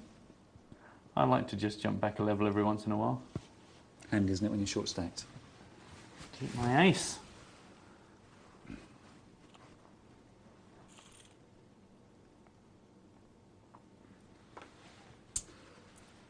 So still hanging around at the bubble.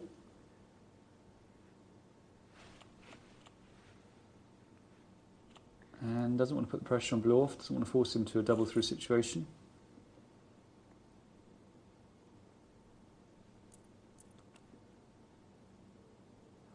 Oh, pair of tens in the small.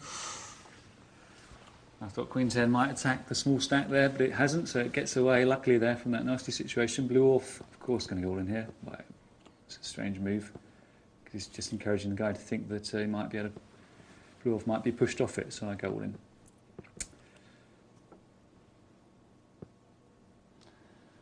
It's all very well being ahead with a pair of tens, but you're almost certainly going to be up against an overcard from your opponent. So you'd rather take the blinds when they're a ninth of your stack.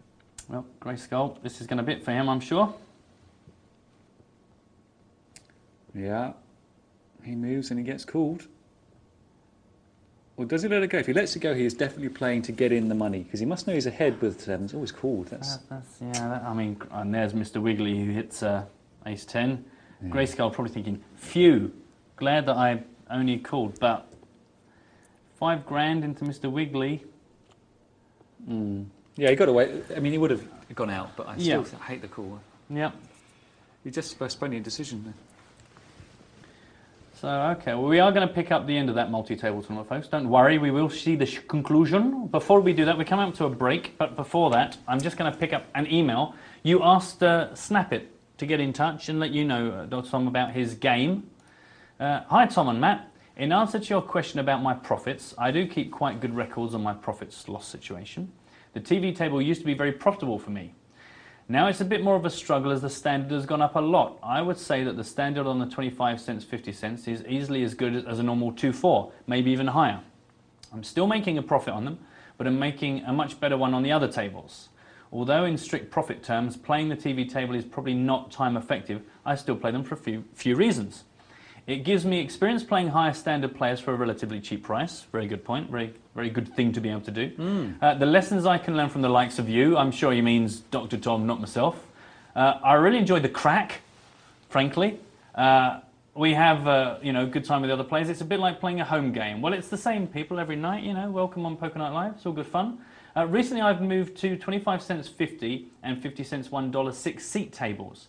You may be surprised, knowing my style of play, that these are now my most profitable games. That is interesting. I've changed my play a bit on them, becoming a bit more aggressive, which is necessary, I would say, with the 6-seaters. The standard of play in them is not as bad. It's appalling. I think this is probably because of the low stakes and the fact that 6-seaters seem to attract the gambling type. I do find my variance is higher on them, but my profit measured against time is much better. I've also been playing a few more multi-table tournaments and showing a profit in them too. So I do think I'm getting a much more all-round game now. I'm also considering venturing back into sit-and-goes now that the deep stacks and slow structure has arrived. And finally, thank you, Ken. One other thing, when Matt popped into Oxfam to pick up his jacket today, couldn't he have got you one? So my jacket's always getting beaten up here, but I mean, at least I've got one. It's true. I mean, there's one of James. I've got to bring my jacket in, and there's one of James's next door, but it's a bit big for me.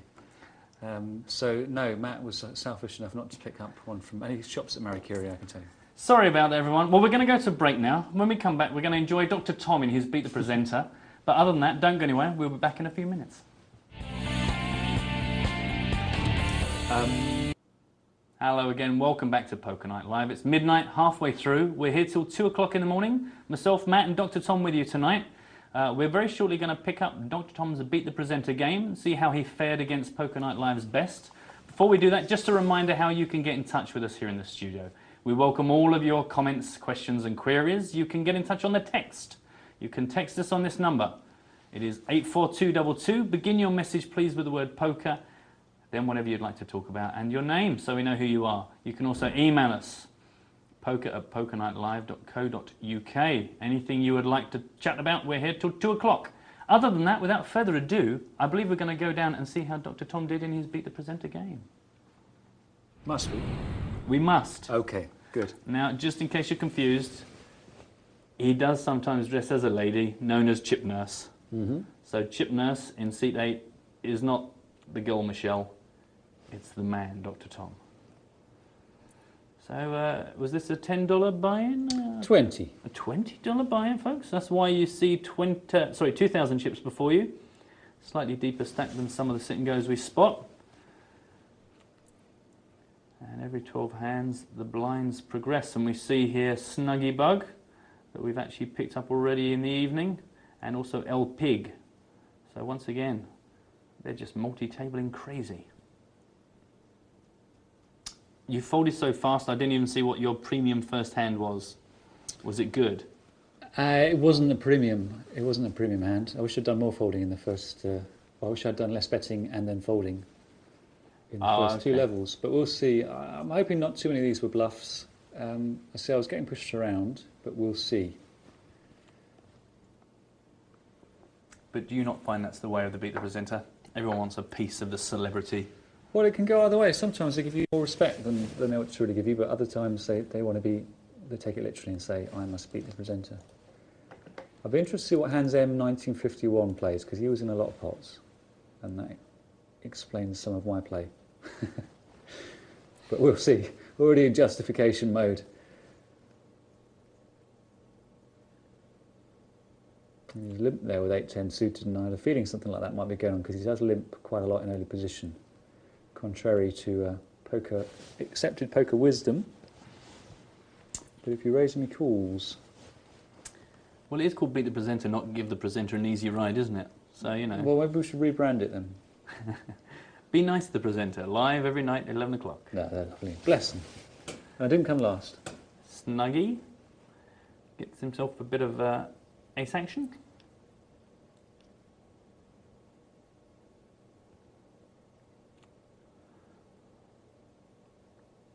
Got shot in the back door, not good enough. Yeah.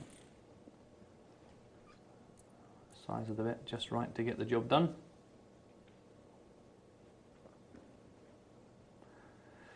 Jack 2 in the small blind, not the sexiest pocket pair. Well, there's two cards. I mean, it is a pocket pair. There are two cards, really, effectively. So basically, when a pocket pair is beating ace-king, what you're saying is any two cards beat ace-king? No. Oh. I'm just saying, effectively, you always get dealt a pocket pair because you have two cards. It's only once you turn them over you find out what they are, but they are at that stage a pair of cards. That's probably not really much of a... confusing terminology, I think. Yeah, I'm just going to abandon that one because I've lost my own point, which I've got a funny feeling there never was. The point you're making or the point to you? Yes, both in fact. Both of the points you raise are correct. That's quite Confucian, or just confusing. Confucian. Oh, well, not to sell. Couple of clubs to match the couple of clubs on the board. Yeah, Noki's a fairly lively player, and always has been, both in the cash games and the sit-and-goes. Happy to bet out with the draw just to see what anybody else has got. Al Pig, of course, we know. He's a very tough player. Charwell, I had pegged originally as a loose player about a month ago, but he doesn't seem so loose now, so maybe he's quieting down a bit. M1951 was doing a good impression of a loose passive player. He was doing lots of calling. And Snuggybug, all we know about him was a player against Snap It. Yeah, we saw those guys get into a bit of a fight earlier on, didn't we, in one of the cash games? And thanks again to PUFC, who was kind enough to give up his seat. Always appreciated. Not always easy for us to get down on the tables when they're busy. Everyone knows they're going to be on telly, so thank you, Posh. We appreciate that. As we see the kings and fives. Greco's not really got any reason to do anything but bluff at this. Oh. And it does the job. There you go. The ace was scary enough, as were the fives. I wish I'd known that, but I didn't. Well, now your 1951 picks up a hand he feels compelled to just double the blind with. Good enough. So as we say, every 12 hands the blinds go up. Sometimes we watch games where it's 10 hands, or it might be 12 minutes. Here on the $20, every 12 hands. It doesn't take too long for those to become quite scary amounts.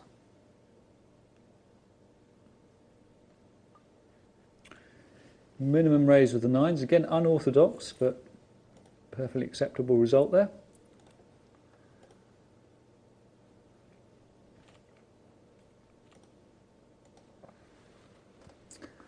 Charwell's picked up some sort of hand, ace-10 suited in the big blind. Probably good for a raise. Yeah, certainly unlikely to see anybody make any moves before him. And he's decided to take a free flop. If I'm up against a player who plays trickily on the flop, I'll probably keep it cheap until I see what I've hit. But against a standard player who limps in late position, I'll raise with a hand like that on the big blind because I just think I'm ahead.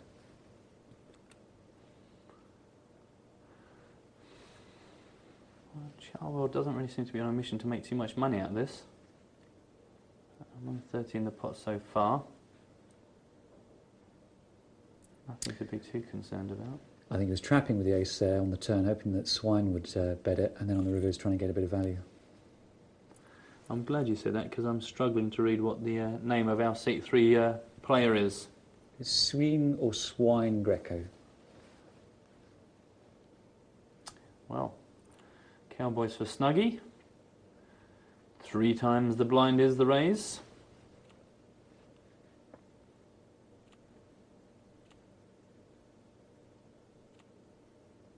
No action. Big blind for Dr. Tom. Gets pocket queens. You can see right now you got the best of it. Oh dear, Matt, Oh. is all I could say. Oh dear, okay. Well, if I recall the details correctly, It's just over 3 times the blind there for Knoxville with ace-10 suited. and I want to find out where I am here, so of course I put in a raise, and if Nocky Star comes over the top, then it's ace-king, kings, or aces for me, so I let the queens go. But to my surprise, here, Is he going to push back? What's he going to do? He calls and catches a 10, and I make a mistake here. Ah. And my mistake is wrongly thinking that he must see the size of my hand. I've raised a razor, and I think I'm mistaken here. I've got a pocket pair.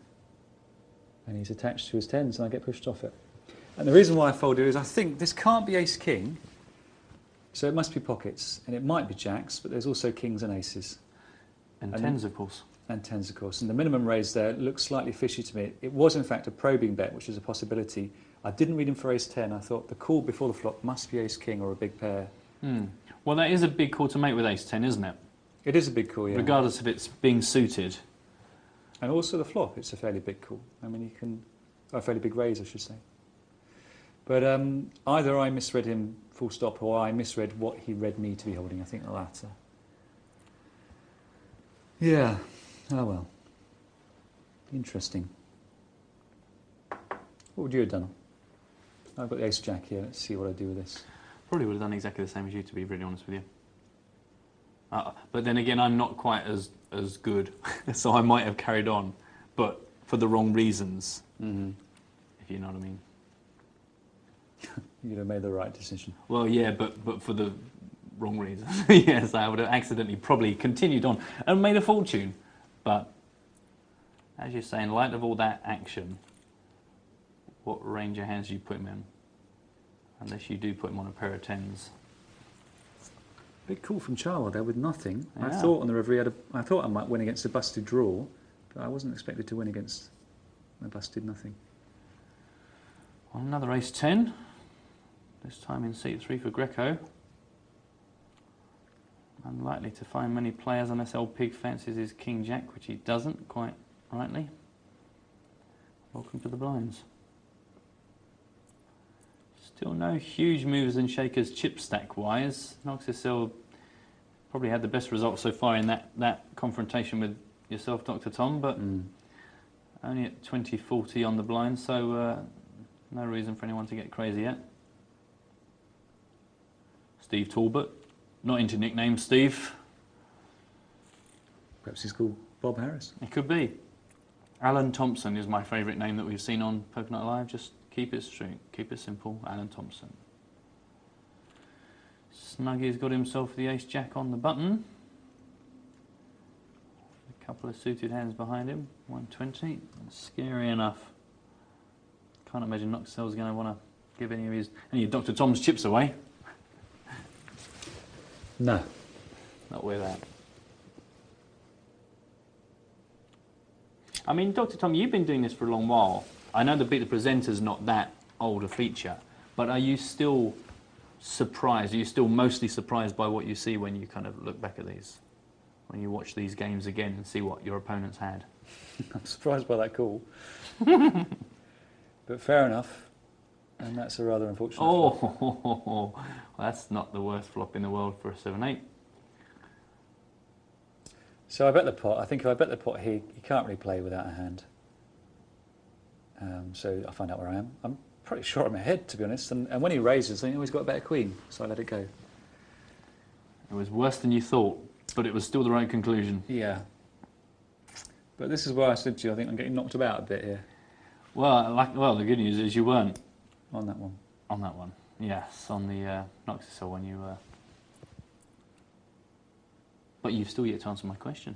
What was your question? It was just saying, having played quite a lot of these now, are you still generally surprised by what you see your opponents hold?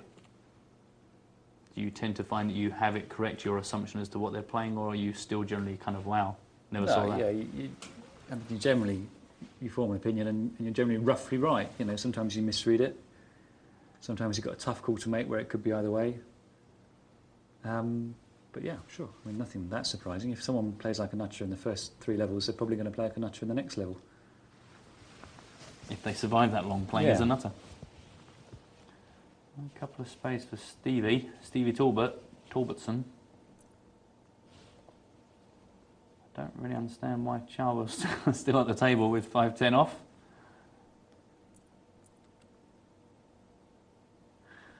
You're getting some lovely hands, aren't you, Dr. Tom? I quite like the queens. Can't moan about the queens were nice. No, that's true. Flop helped. Everything was fine, really. Ah, well. So you see there, M has just called with the ace-king, and he's a difficult player to read because he does a lot of calling.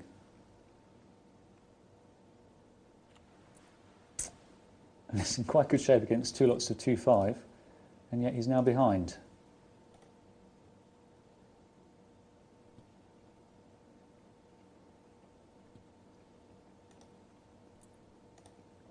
And he might well take this down, which is fairly comedic. That's great, because the fact that Charwell is raising the better means he can easily push out El-Pig. Oh, yeah. Apart from now. That's a loose old call from M. Oh. Now he kicks into action. Very fortunate. 12% to catch when his ace or his king on the turn.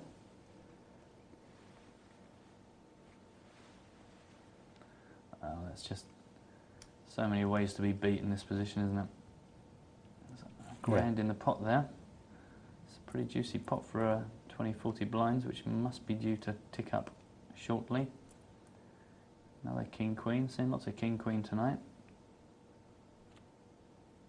And limping with the ace-8, as is his wont.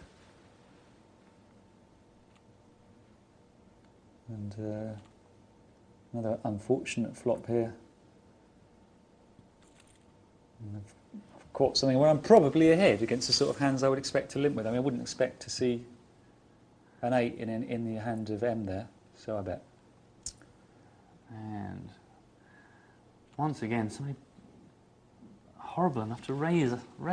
I mean, you don't need that. And I've got to make a decision here. There's no point calling. I've got to decide if he's bluffing or not, and raise or fold, and I just don't want to raise here, so I let it go.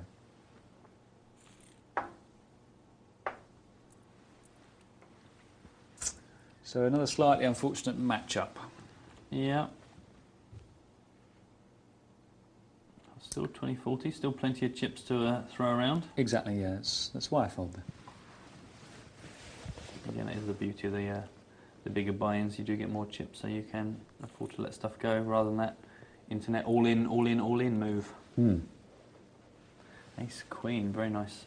1951, he's getting some hands here, but Knoxill's got the best starting hand there is. So 3 times the big blind, which I'm sure 1951's going to do something about. Surprised about that flat call, because he's going to be under the gun. He's a caller, Matt. He's definitely a caller. Yeah. Doesn't hit the flop. Checks. How's Knoxill going to do this? There's straights and flush draw scares on the board.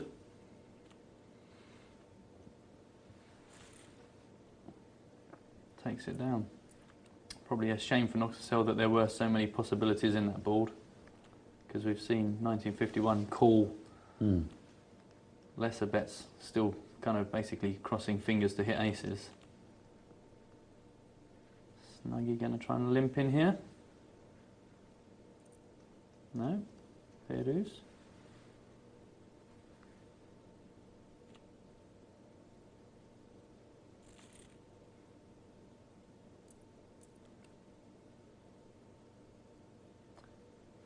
Wow. Going to see some action here.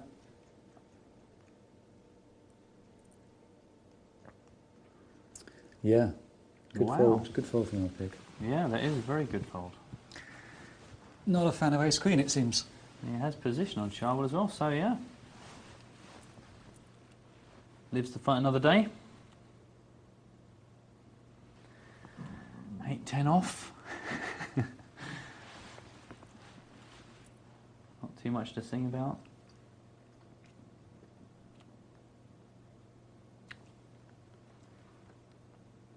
And I must say, although he's got twice as many chips as me, Matt, I'm not a fan of the way M's played this game. No, it's well, you said quite rightly. You sort of had him down as a loose, passive sort of flap around, make calls, hit things, get like a very. It's very hard to really ever put him on a hand because you just no idea what he could be playing back at you. Yeah, that is the strength in it. Yeah. And I guess it's a bit like I was saying earlier on about, well, in this sort of situation, in these slightly deeper stack tournaments, this is kind of what I guess I do a bit of, which is the being a bit more inclined to limp around, see how you know, try and get a bit more lucky. If you don't, you get out of it and it's not been a huge investment. But meanwhile, it's kind of frustrating your opponents because you're not doing it by the book. You're not making it 3 times the blind when you have an ace and all that kind of malarkey. Again, just limps in with the 9-10 suited. And I guess the truth is he's getting away with it, is that nobody's seeing it and trying to kind of make a raise to push him out, because so many of the times, regardless of what he's got, he'll still call. He just seems to like seeing the flop, doesn't he? Yeah, and there's a moment a bit further down the line where I've got a pair of 7s and I don't want to call him. I don't want to raise them all in because I'm afraid he'll make a loose call with a couple of overcards and then I'm in a race. And here he is again, unless one of these guys hits a 3 or makes a straight. The ace obviously for Noxicel, but he's gone and turned himself the best of it. Can you believe it? Another call, ends up with 2 pair. Well, the poker gods just like him. Today they do. But they're fickle. They shall punish him.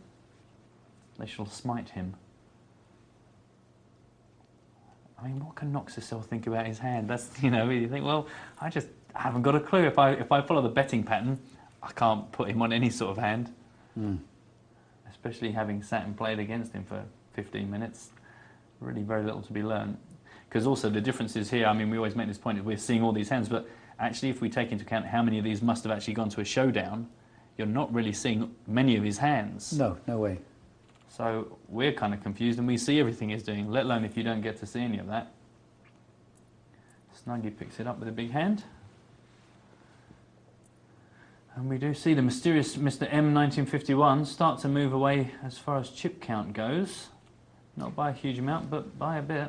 So here are the 7s, and in the big blind here, against a limper, I might be inclined to move all in, because I think I'm going to make most people fold, but I'm worried about this loose call, so I check it. And I'm worried about a loose call all the way through, in fact. So passive play from your opponent can breed passive play in you for this reason. Yeah. Oh, and all sorts of nasty cards coming down. He's now picked up the draw. Doesn't turn into anything. 200 in the pot. Checks it down. 7s are good. Yeah, it's kind of one of those situations where if it was a cash game, you could stand up, move to a different table, and find someone less random that's going to ruin the rest of your game.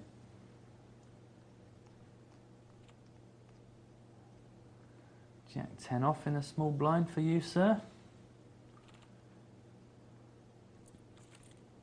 Same situation. I don't want to get involved in a betting war pre-flop. As it stands, he's picked up the up and down. And I think it's time to represent a high card, a high kicker, an ace or something, or a king that will take it down as with the high kicker, so I bet. 2 pairs on the board, 80. Who's got the draw? Flat call with a draw. So I end up dropping it. And the dwell up there is just to try and prevent a bluff. Choppity chop.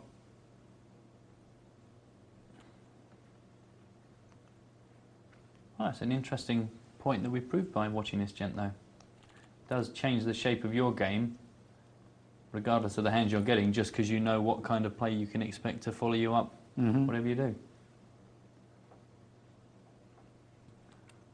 We see him involved in all sorts of hands, don't we? 2, 3 off.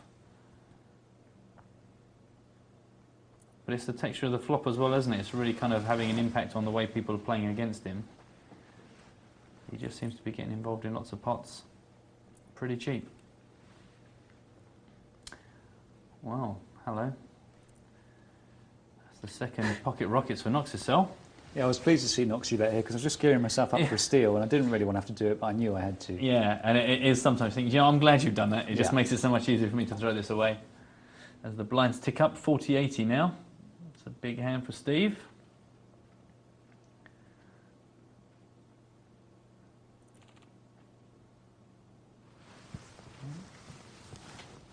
Takes but move, 4 6s. You're not going to find it too hard to give away his big blind out.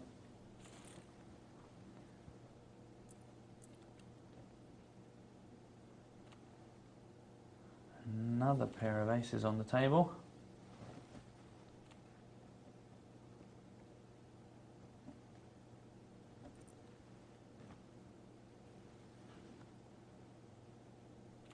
It's interesting because I've seen a lot of action at this table and thinking, wow, this really is an action table. But it's been based on fairly decent hands. Yeah.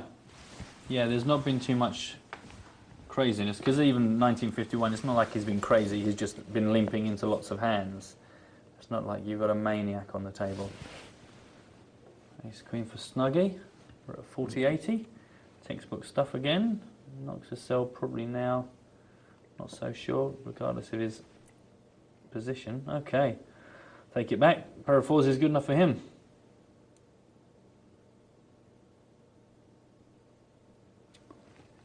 A lot of pressure on Snuggy with Ace Queen. Yeah. Gives it up. That's a... The trouble with that player is that Knox's image now is pretty loose. And Snuggy, for example, with a pocket pair of nines or higher, might just decide to take a view.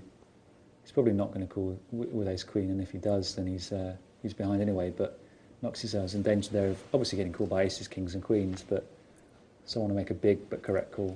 And it's because of his table image. And he's got to play against it, not the same as it. I see 5 people involved in this flop.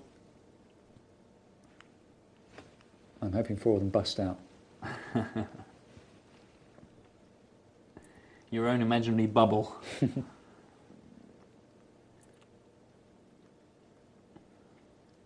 what is M doing in this pot? I don't know. Again, I just think he's... what's he hoping for? Runner, king?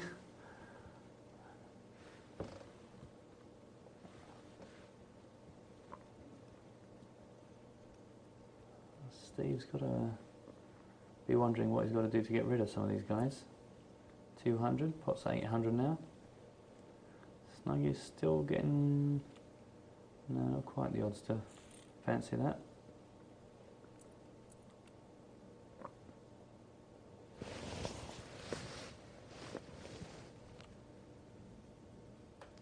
Will you fancy chasing that straight on the river there? If you're Snuggy?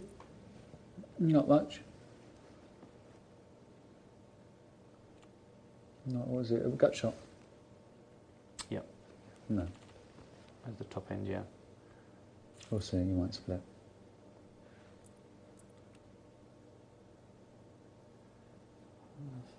See what our boy 1951 does. I don't think his 1951 actually had a real hand pre-flop. Trying to remember if he's really picked up anything major. He makes the move with 6 in his hand. Oh, flat call from Snuggy. I think I'd have moved all in with ace king suited. It's a pretty strong hand for an all in move. 160 pots at 1,000. Yeah, that's a danger. Because really, M, credibly, has got to fold the 6s if Snuggy bone. And M1951 moves well ahead of the field here.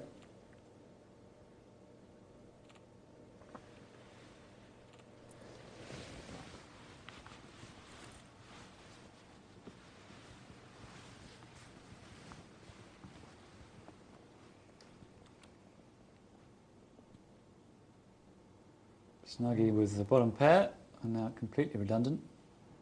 In fact, the 6 will beat it. M's got the better hand. Aces and 10s with a 6 kicker. It's one of the few times that actually, well, there's not much there to be won, but it's one of the few times that the poker gods have once again smiled on him, but he's not actually stuck around to reap the benefits. No, fair enough. And now he gets himself ace 10 on the button. Not too much there to play against as the blinds are now at 81.60.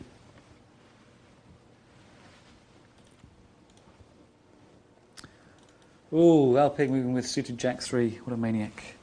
I'd never do that.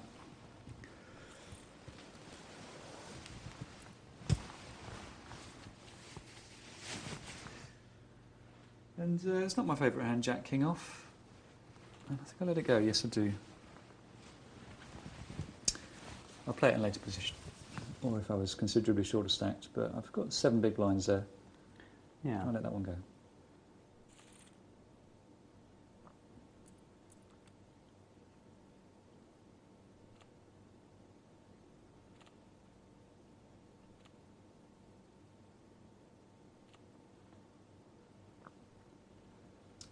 Swine going to apply the pressure? Yes, he does. Nice bet. Well, his timing's on as well, because he's not really... I'm surprised by that call, to be honest. I was about to say, not really hands that I think would be likely to like that, but Noxie sees it for what it is. And I remember seeing this and thinking, okay, that's how you respond to people betting at you on the button. Must remember. We've seen him make pretty big moves when we saw him running with the pocket fours with a big all-in. Loves a bit of all-in, doesn't he? And he was the man who pushed me off the queens, so it's a shame I didn't get the queens later. I'm sure I would have called, having seen the chips flying in on previous occasions.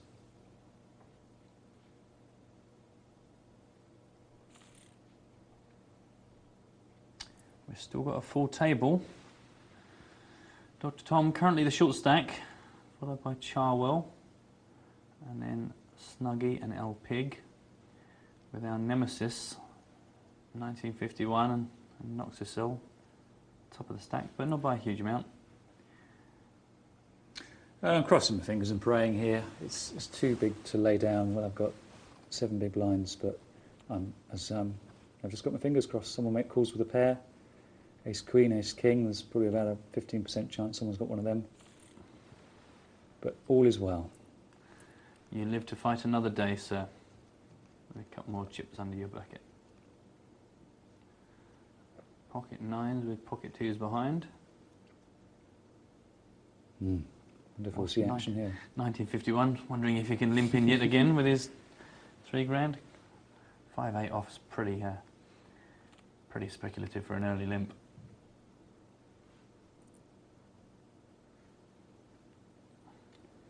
Fairly clear fold, and he does so.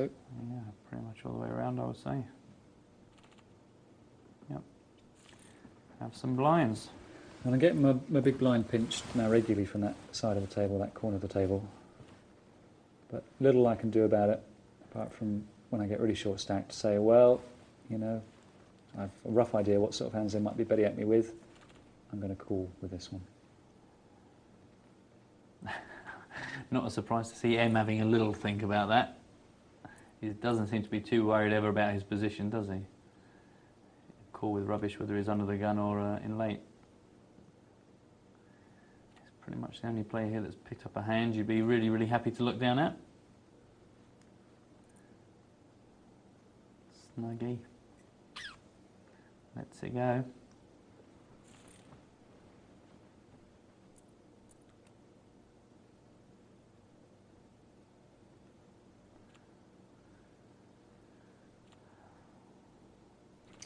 Fold, fold, fold, and then a battle in the blinds with these two very respectable hands in the blinds.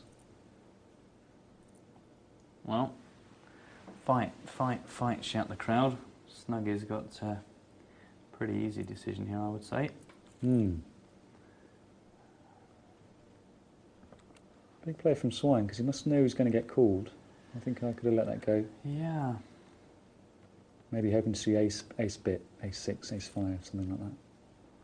That's a big old bucket there. 2,940 chips to use, Snuggy. Leaving Greco looking a little bit wounded. Blinds 80, 160. It's not going to take too long to chip away. Now here, I make a mistake. I mistype. I haven't seen I've mistyped. I'm intending to go all in, which I'm not all that happy about, but I feel I've got to do it, and I accidentally put in a minimum raise. Now when you do this, folks, just remember, it's not what you'd normally do, so just remember what it looks like and go from there. Now I think here, for a start, I've caught a 2. There's a chance I'm ahead. I've got outs. I've got 5 outs if someone calls me. And furthermore, it does look a bit like I'm slow playing a big pair. Put in that minimum raise.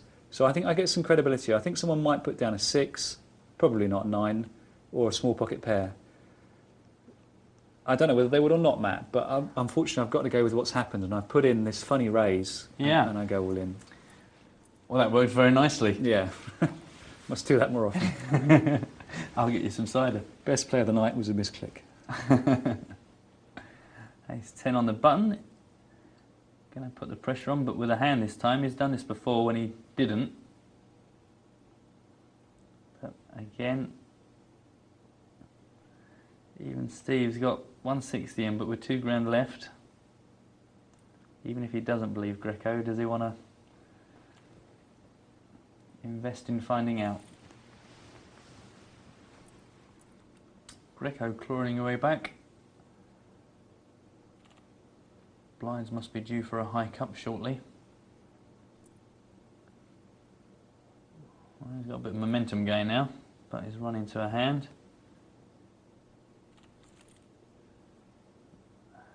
And a 9. Ace or jack, ace or jack, ace or jack, he's saying. Nope. No. Aggression paying off. And we've seen aggression pay off a lot in this tournament. Having said that, of course, M is in fine shape.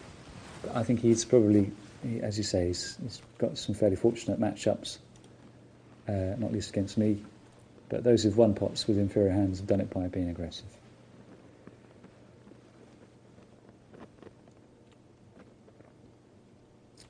So still 8 of us left, 163.20, so we're getting a bit desperate now.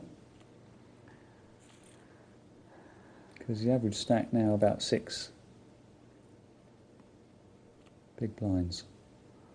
Oh, ace king and ace queen, this could hurt Noxisel if he decides to make his move. Well, he might have to. Sweden's been playing very loose, and Noxisel's a pretty loose player himself. Yeah. Old pig, happy to let go of the 4s. Ace makes no difference to Noxisel.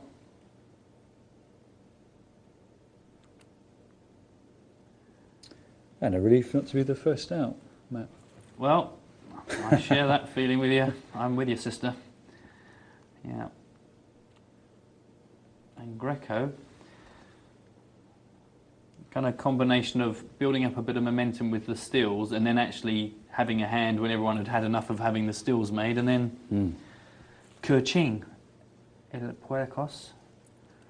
I'm looking to move here. I've got 4 big blinds. I'm happy to move, but 10-5. No, it's just not really the hand I it's a want to play. stinker, isn't it? King Queen suited round the corner on the big blind. Not the worst thing to pick up in the big blind. El Pig makes a move. Snuggy Bug going to call this? Got to be scared of an ace, but it's not a shabby hand. It's been covered. I'm surprised by that. Well played. Yeah, well, Alpig's been very, very tight, and now he's reaped the rewards. Yeah, he's not got involved in too many hands. And I think a raise here is slightly less smelly than a raise on the button. Jack 6, not a big hand. I've got 4 big blinds, and so I move here. I think I've got 2 live cards. They're suited. Of course, I'm looking for a fold. I think I've got reasonable credibility, but unfortunately I run into ace queen. But you see, Snuggy Beg puts the ace 9 down, so yeah, the bluff clearly is good. And there's an ace. Another 6 would be nice. Yeah, it didn't come. So that's that. There's Chip Nurse, otherwise known as Dr. Tom. Just getting in 7th place, really, by a couple of hands. Well, you see, they all go out now. That's it, now the job's done. We've beat the presenter, as advertised.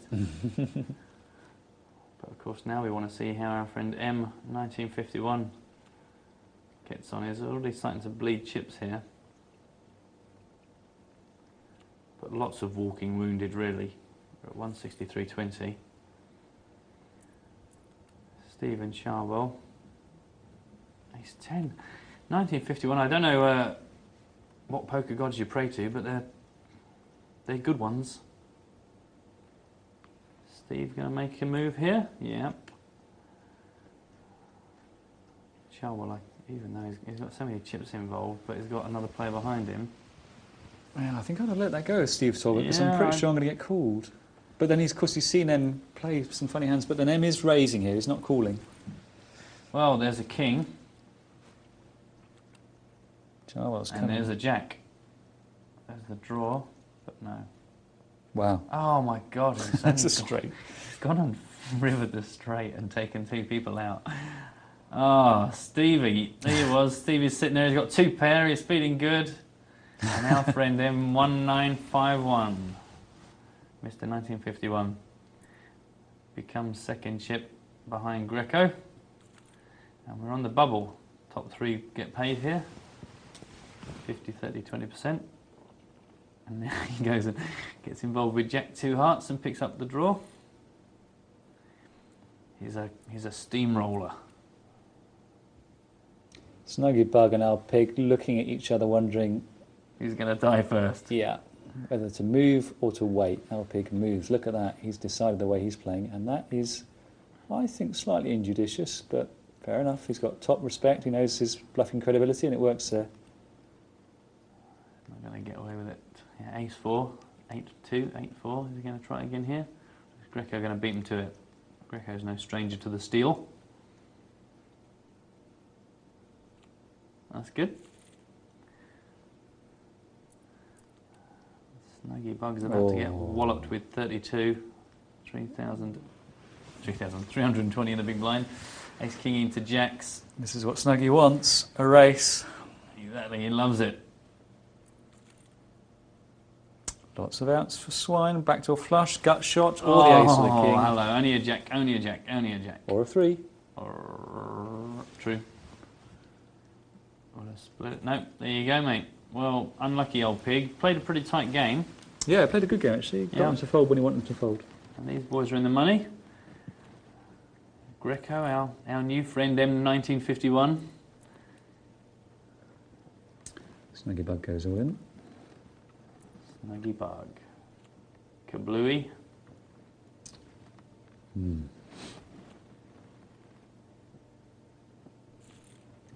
Takes down 2,780. Well, whatever he's drinking, I want 3 pints. Pocket kings, a couple of cowboys. Well, that really doesn't do much for Snuggy. No, I can't see a draw there. 2 middle pins for a straight. So Snuggy back where he started, looking to move on this one really, because he's already in for 320. He won't be able to bluff the next one, but he can't really bluff this one. I think he'll have to let it go and pray for a hand on the button or the big blind. Yeah. It might work, Matt. It's just enough. Just enough. Because the last thing Greco wants is to double him up. And it's a good call from Greco. Yeah. And the 5 would spoil things now. Nope. Yeah, respect to Snuggy, but good call from Swine. Yeah. There you go, mate. 5-2 versus 3-10. A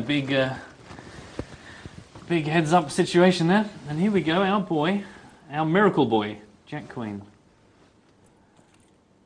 Ace 7.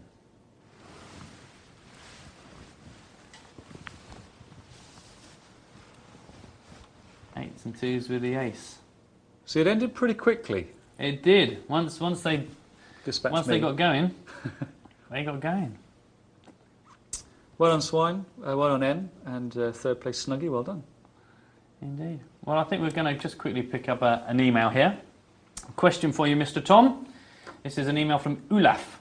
Hello. Hello. I have a question on late tourney strategy.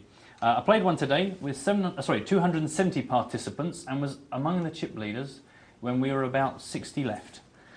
Then I lost 3 quite big pots and I was out. The thing is, I was slightly ahead in 2 of these pots and dominating in the 3rd. But I can't help but wonder if I still made a mistake calling a re-raise all in with pocket 4s running into ace jack and another attempt to steal which I called with ace 10. He had king 6. If you could see your opponent's cards, would you call these re-raises all in by stacks about half as big as yours? Because if I take 4 or 5 60-40 shots for half my stack, the odds are not huge that I will survive the tournament. I don't think I call with either of those. I mean, I definitely can't call with 4s there, Olaf, because you're going into a situation where, sure, a fair amount of the time he'll just have overcards and you'll be slightly ahead, but every now and then he's going to have a pocket pair. How far ahead can you be with a pair of 4s? You know, you want to call when the guy's stealing and you've got him dominated. 4s is a very clear fold unless there's already a lot of money in the pot, a lot of dead money. I mean, to be honest, I think you need to be getting better than 2-1 with calls, with 4s. The ace 10 also I can let go. I mean, it was quite a good call against, what was it, king 6? If it turns out it was suited or unsuited, you're looking at about 2-1 against him there. So that's a better call. I might let it go, I might not. But also, if you're in a situation where you're looking for 2 situations where you're slightly ahead, let's say there's about 1 in 5 chance that you'll lose both of those, and then another chance where you're dominated, or rather you're dominating, then again, you're about 1 in 4 there. So this sort of thing isn't going to happen that infrequently if you play tournaments. But I don't think you can call with the 4s. I really don't think that's a calling hand. It's a betting hand, not a calling hand.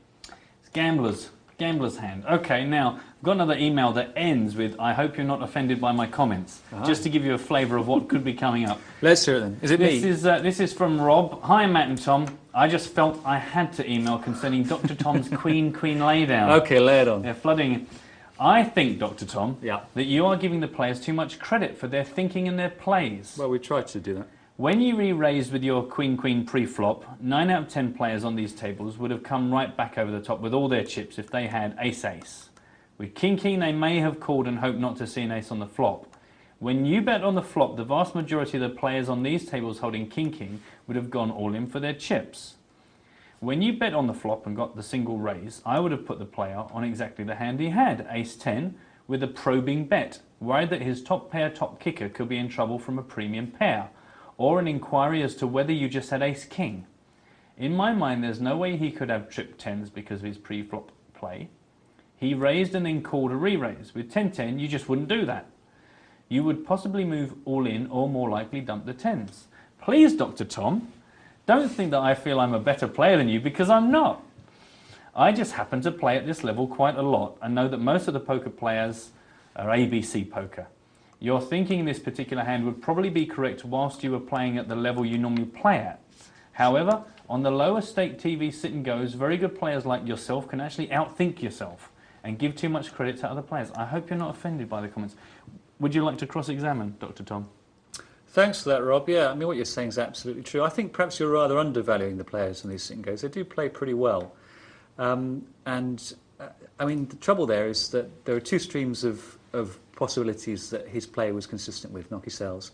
One was ace-10. I mean, if you allow that he can call the re-raise before the flop with ace-10 and then not be scared of my bet on the flop enough to put in a probing re-raise, it is consistent with ace-10. Unfortunately, it is also consistent with a big pocket pair because he's raised, don't forget, narrowed it down to 1 player and then called my bet pre-flop, and that's exactly what you want to do with a big pair, certainly with aces, maybe with kings. So it could have gone either way, and in that situation where I don't know if he's played a rather loose call with ace-10 and I'm miles ahead or I'm behind to aces or kings, I'm just going to let it go. If the structure had been faster, I probably would have shoved it all in and hoped, and of course by the end of the tournament I had enough information about Noxie to know that indeed he was a loose player. I don't think he's a mug at all, and he doesn't make plays automatically, but he is fairly loose aggressive, so I would have played. So in hindsight, yeah, I did overvalue his starting requirements, but I think in general, on these tables, you can expect a reasonably good standard of play. Well, thank you very much, Rob. Thanks for your email. Don't forget, you can get in touch with us. We're still here for another while. We're here till 2 o'clock. If you want to get in touch with us, any questions for Tom, myself, anything you'd like to hear us talk about, text the word poker and your question to 84222, 84222, or you can email us, poker@pokernightlive.co.uk. We're coming up to a break, but before that, we're actually just going to jump down and pick up a few minutes of our cash game that we've been into a bit tonight. You're not offended by those comments, are you? Not at all. Yeah. No, it's an absolutely perfectly reasonable point. Yeah. I mean, what swung is that I felt my strength had been clearly stated. It's clearly enough for really nothing there apart from possibly jacks, but more likely kings or aces to move against me. And the trouble there was the probing re-raise looked exactly the same as the milking. I know you've got a pocket pair and I've got a bigger pocket pair play, so it's difficult to disentangle them. As I say, if the structure had been faster, I'd have said, well, there's money in the pot. I'll take a chance now. It's an interesting point. You know, we were speaking earlier on and I was saying about, you know, getting bored with yourself and moving faster and liking the turbo tables. I think that's something I find with live games is I tend to outthink myself. Mm-hmm. You can give your players so much credit for double bluffing and double bluffing. I think sometimes because of the rapid speed of the online stuff, I can find that alleviates that for me because you don't have enough time to give everybody so much credit. Mm-hmm. But with the live games, you kind of go into the tank and you can write a whole history for these guys and the hand they're playing, and none of it's true. They're just playing like M1951 and just chucking money in and seeing what they hit, and you've kind of created this whole backstory. Mm-hmm. So I guess you do have to be careful not to give them so much credit that you're just talking yourself out of every hand. That's right, yeah. But then, of course, it swings and roundabouts because I laid down there, I was also capable of laying down in two situations where I was badly beat with top pair up against two pair, and when I caught the 8 and Mr. 1951 had a bigger one. Aye, aye, aye. Well, snap it. Snuggy boy. We're all still here. Yeah, snap it pretty much where we left him, I think, which was after he'd doubled, he'd won a big 50 pot against Snuggy Bug. Yep, he was. Who's moved seats. He used to be in seat 5. I'm right in thinking that, aren't I? I believe you are, sir.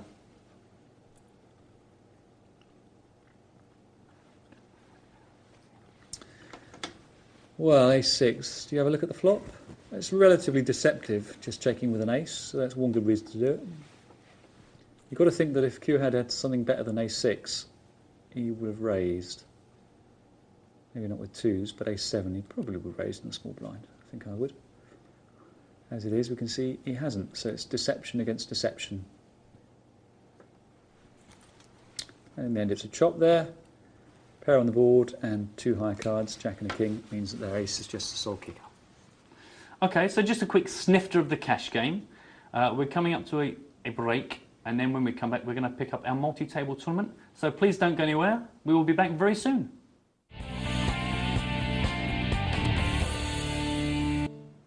Hello there, welcome back to Poker Night Live. The last hour, myself and Dr. Tom with you tonight. Thanks ever so much to everybody that sent us emails and questions tonight. Just to remind you, if you do want to get involved in this last hour of the show, we are open to your questions and points of view. There are 2 ways you can do that. Get in touch with us here via text. The number is 84222. Text the word poker in your message or question and tell us your name so we know who you are. Or email us poker@pokernightlive.co.uk. We await your queries. We're going to quickly pick up a couple of emails before we jump down and show you the conclusion of the multi-table tournament we've been following all night. So the first one comes from Steve K. Thanks very much for your email, Steve. Evening, Matt and Dr. Tom. Sorry for such a basic question, but can you explain value bets to me again? I think I've got the wrong end of the stick when you've spoken about them before after the river. Thanks, Steve K. Value bets, Mr. Tom. Yeah, sure. A value bet is just a bet where you want to be called. So it assumes that you think you're ahead, and you're not only ahead, but you're ahead of a hand that will call you. So it's quite different from bluff, where you think you're behind and you're hoping your opponent will fold. So if you're putting in a value bet, price it just at the top end of what you think they will call. It's really that simple. So is there any kind of rule as far as what percentage of the pot that should be if you're still trying to get a call, or is it more based on your history with that player? Absolutely, yeah. There's absolutely no hard and fast rules for that. If you're up against someone who you've seen call a huge bet, huge overbet, then do it. Maybe there's $10 in the pot and you've got 100 in front of you, and you think he'll either call or fold, but if he's going to call, he'll call anything. Stick the lot in. But normally against sane players, try and find a price. If they're a sound player, but they have a temptation problem, find a price that is a sucker bet, you know, where they'll pay you off. So give them something like 3.5 to 1 to call. So put in slightly less than half the pot, something like that. But basically pitch your value bet according to the looseness of your opponent on the river. Not his overall looseness, because some players are loose in different parts of the streets of betting, but what you know about him, seeing him pay off on the river, find the right size bet. And of course sometimes you're going to get greedy and you're going to lose him. And sometimes you're not going to charge him as much as you could have got away with. But it's up to you. It's an art, really. It's a science to work out whether or not your hand is ahead or behind on the river, but it's an art as to what size bet you can reel him in for. Fantastic. Thank you very much, Dr. You're Tom. welcome. I hope that helped, and thanks for your email. We have another email from David, who says, "Good evening, guys. Can you tell me a useful piece of advice that you wish someone had told you when you first started playing poker that's not obvious to a fairly new player? I've been playing for 9 months with varied success and failure. Regards." Thank you very much, David. So, some useful piece of advice you wish someone had come up to you. When did you start playing poker, Tom? About 8 years ago. Okay. I'm going to have a think about that. Come back to you. Oh, okay. Smashing. Hanging on. I'm going to say, I wish someone had just said how, what an important thing folding is, the strength of folding. Because everyone will say, oh, I'll tell you how you play aces, or, you know, position. But actually the power of folding, and what a magnificent tool that is to have. It sounds like a kind of a wimp's way out, but letting go of stuff. I wish someone had just said, don't be afraid to fold. Don't worry about your ego or how people will look at you when you fold. But that's my instant response, and I shall remember to prod Dr. Tom for something a bit later on. Prod me shortly. I shall do, and don't call me shortly. And with further ado, or without further ado, we're going to pick up the end of that multi-table tournament we've been watching all night long. So let's go down and see how players are getting on.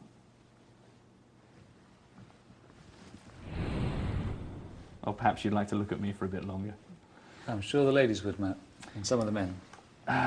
Well, I'm multi-timbral. So here we are. This, I believe, is our final table.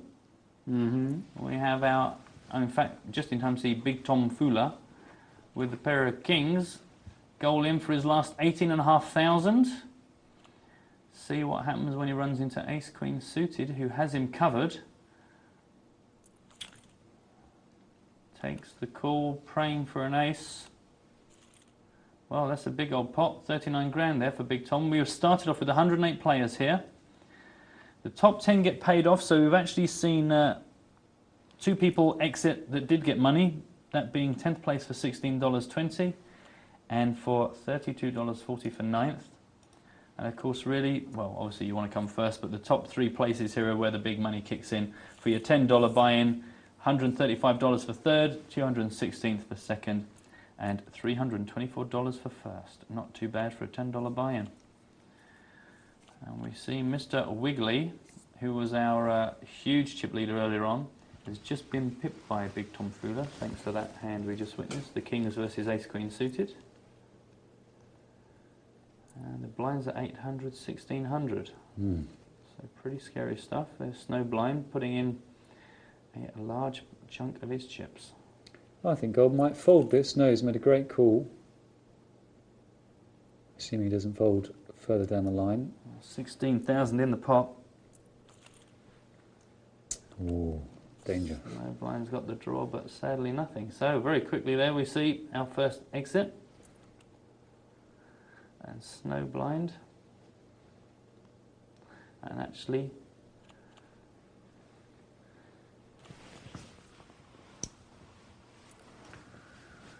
lots of completion here in the small blind, and Blue Off lets him take a flop.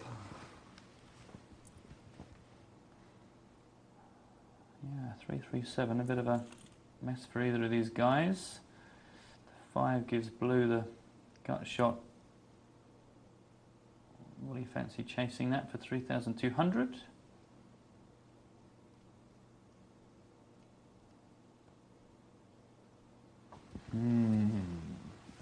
He's having a think. Let's see go. Zorro 40, not a player that we've picked up at any of our previous visits to the MTT, so we know nothing about him. All we know is how many chips he's got and the fact that he got down to 9th place, sorry, tell a lie, 7th place now. So one of these guys is going to get 54 bucks at least.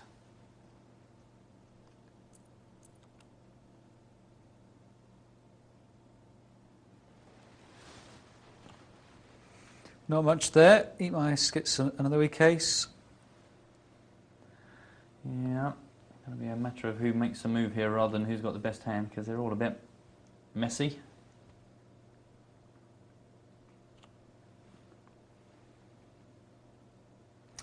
I think thinking about it, I've been trying to think back to my riverboat days when I used to play £5 comp up in the Glasgow riverboat.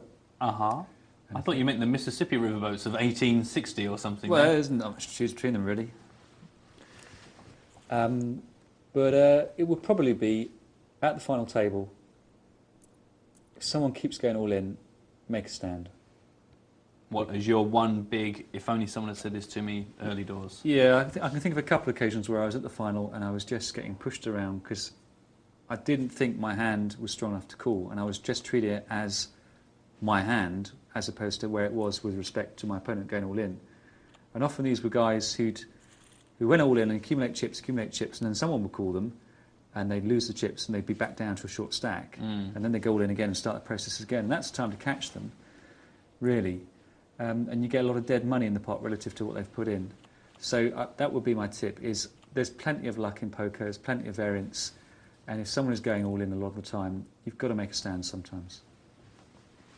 And well, actually, I'm just gonna add another one that I thought of that I wish I'd thought of earlier.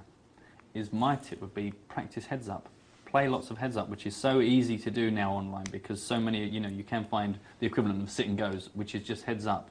Because I know that when I started playing, of course you sit down with a full table, you've got loads of experience playing against, 6+, but when you start getting good enough that you cut through that filter heads up is such a different game.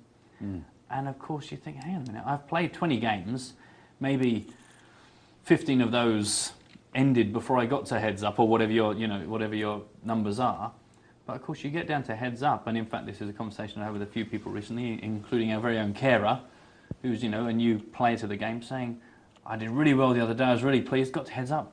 Just didn't know what to do. I didn't know when I was the small blind, when I was under the gun, when somebody raised me pre-flop. And I would just say abuse the fact that online now you can get lots and lots of practice in heads up, because it's dull. Playing against a mate heads up, there's lots of shuffling and lots of folding. Sit down on some of these nice little cheap tables and practice your heads up, because if you're in this big multi-table tournament and you've just played for 4 hours, you've got down and you get down to heads up where there's $100+ difference between first and second, the last thing you want to do is suffer horribly because you've not got any heads-up experience. So that would be my tip, is get some heads-up under your belt when you don't need it, so that when you do need it, you're ready to pull out your game. Very wise indeed. Thank you, Dr. Tom. Or indeed short-handed, for that matter. If you find a five-handed game isn't good, sit down on the five-handed sit and go. I'm a sure.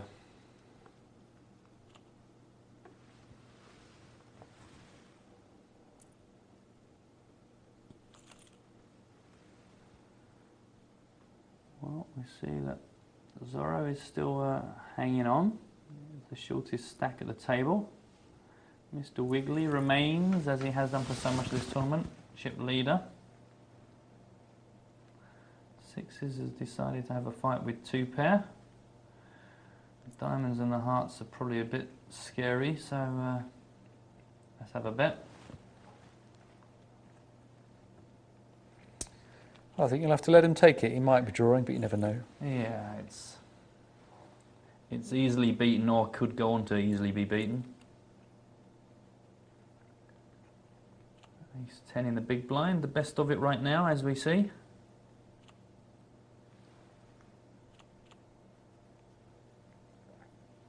No action. No action in it. No action in it. In it, always away in it. And this is an unfortunate sum for Zorro. He's going to have to let it go. If someone bets out at him, I'd be very surprised if Blue Off didn't put pressure on with Queen King. I would. In fact, I'd put in 3 times the big blind, and if Big Tom came over the top, I'd fold, but if anyone else came in, I'd go for all my chips.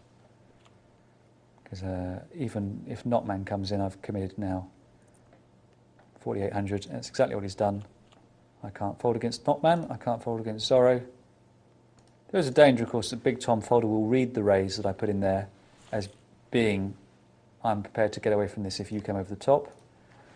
But he may not have the stomach for it if he's got no big hand. He doesn't know what Zorro's going to do. Big Tom might come over the top, having read Blue Off correctly, but still find himself against a good hand in Zorro's holding. Although he will have created a bit of dead money in the pot, courtesy of Blue Off. So these sorts of 3-player dynamics are quite important round about the button.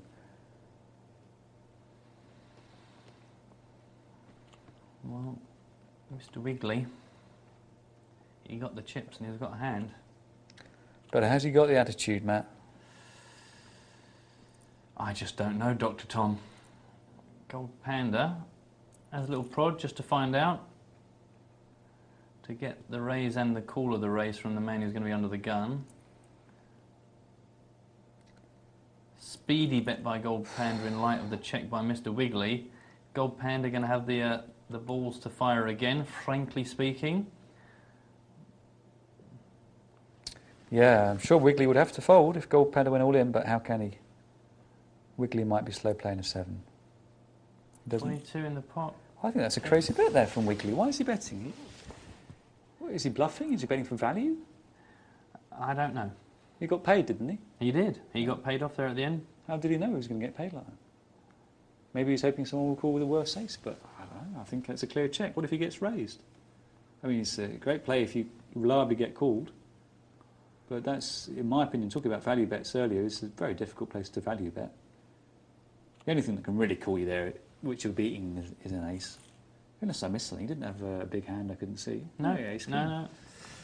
Well, I don't know how he made the bet. I don't know if it's a wise bet or not. It certainly paid off on that occasion.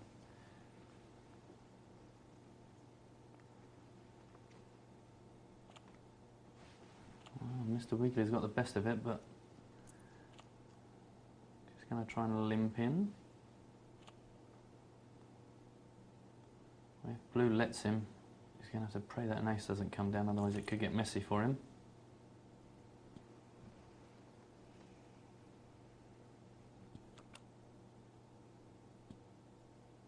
Blue off hoping to catch diamond for a backdoor. It's not there. And that's a chop, isn't it, Matt? Sevens, ace, king, yep. 9. Sadly, Mr. Wiggly's 8 just pipped on the board for a chop. No, this is an all-in, yeah. Yeah, this is. I was just going to say that's good enough for me. I think the blind's going to come and clobber you for 1600 in just a couple of hands. Called by somebody with an ace. You got a couple of live hands there, a couple of live cards, should I say? Oh, 3-7. Wow, well, it's a bit loose. Don't hit. Okay, that would have been horrible for the 3-7 to have hit something there. That would have been a M1981 or whatever. I've already forgotten the number that our friend in seat 1 and your Beat the Presenter game was. Now that's clearly not a pot odds calling situation. I don't much like it if he's not calling there to win chips in the long run. Big Tom loses there. I don't much like it if his intention is just to try and knock Zoro out and give himself a bit of equity. Because why should he take all the risk in knocking a player out when everyone else enjoys it for free? So the only reason why I might like that call is just an image thing, and he's saying in the future, don't attack my big blind, attack someone else's. Yeah. And I don't mind it if that's his reason, but I don't think the other two reasons wash. Didn't feel like it, no. It just it was just I think I might be able to knock something out here. Fingers crossed. But that's some crazy. Cards. You just benefit everyone at the table at your own expense. Sure, if there's 3 of them and 2 huge stacks and 1 midget, fine. You want that guy out. But at the moment, the price structure is quite gentle. Yeah, there's no huge jumps yet, is there? So it's well, there's enough to be stolen here. Gold Panda had a push at it with 10 queen off. Not sure about the call. And he's out. We see gold go out. So that'll be down to our 6th place. Gold Panda gets $54 for his $10 buy-in and his time.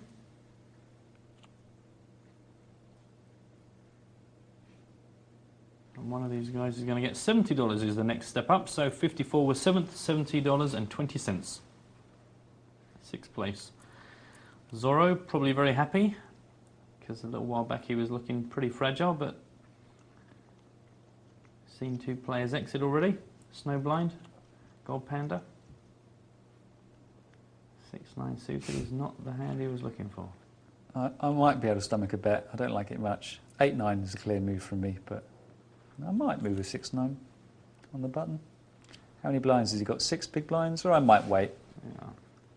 Yeah, I might wait. Someone might get knocked out. That's probably, if it's in the middle of nowhere near the money, I might move there to get my stack up. But there's a chance someone will get knocked out and it'll make a bit of money.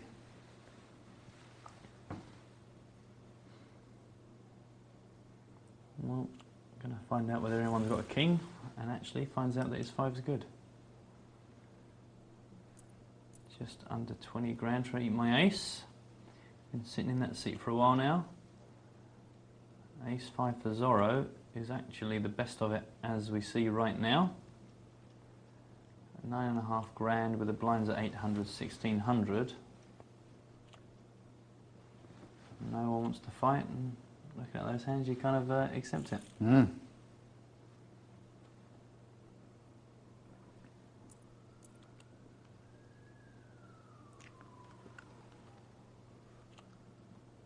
Well, the only way we're going to get a pot here is if the button or the small blind try it on. No. Well, the blinds have just jumped up to 1,000, 2,000. So the number of blinds that these guys are holding Getting chewed away, that could be good for Zorro. Might fancy that that's the time to move. Can't be fussy. Eat my ace. And Eat My Ace, actually here, is in a difficult situation because he getting doesn't know what's behind him. Yeah, and there's plenty of money in that pot. I don't blame him for folding there. He does not know what's lurking behind him. And there you go, and Zorro hangs in there, and now he's actually fast approaching Eat My Ace and Nutman. Nutman has hardly been involved in any of the hands I think we've seen since we joined the final table here. Yeah, and Eat My Ace is in a difficult situation there because to put in a reasonable bet, he really demolishes his stack, so he might think, well, I might as well go all in, and then he thinks, well... Is this the hand I want to go in with this position, with this people behind, yeah. And I think he's right to fold.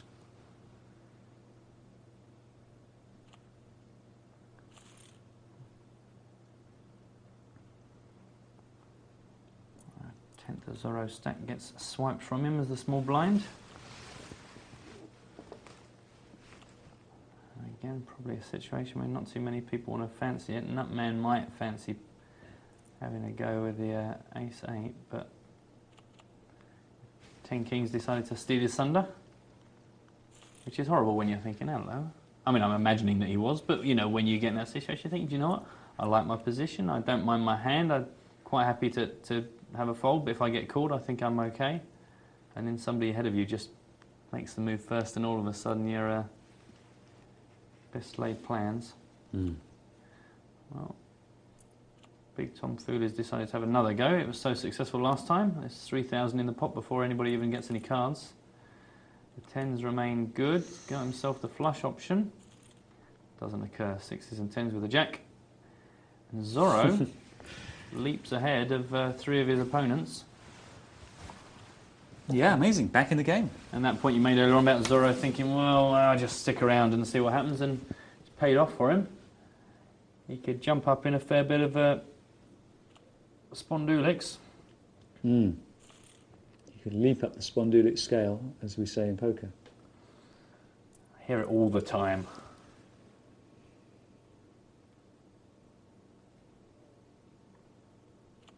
Now, Blue off here, I think is the only one who can move. And with 3,000 in the pot and Big Tom with 16,000, does he want to move for all his chips? This is a tricky one, Matt, because I've got into sticky situations here making big moves when the big blind just says, well, you could have anything. Yeah. And calls me down with a better hand. But that was all right. Yeah, as it goes, just a tickle. Trouble with the bet there is if Big Tom comes over the top, it's obviously clear here, if Blue Off's playing correctly, that he's going to fold if Big Tom raises, because if he wants to play it for all his chips, with a pair of sixes he knows it's better to play it for all his chips and get a fold. He doesn't want to see a call with that hand. So by just putting a smaller raise there and risking being pushed off it, sometimes he'll be pushed off it by ace king, ace queen, ace jack, king queen. All those hands will re-raise Blue Off, which is why I don't much like the raise there. I think it is an all-in or a fold. And paradoxically, with quite a strong hand, sixes there, with one random player behind you, I think you've got to fold it a lot of the time against a good player. Yeah, he did seem to make a very small move there. Ace 9, ace jack. Sorry, son. That'll be Eat My Ace going out in 6th place. As we see the dance of love on the chips there. So he gets himself $70.20. That 20 cents is going to help. Yeah, it will, yeah. That's his rake on a small cash game.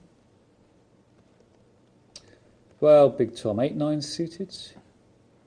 You can. And Zorro has potentially doubled. When we joined the table, he was short stacked and was looking at $43. Now, he is at least going to get himself $86. And is no longer the short stack. Big Tom Fula has taken over that.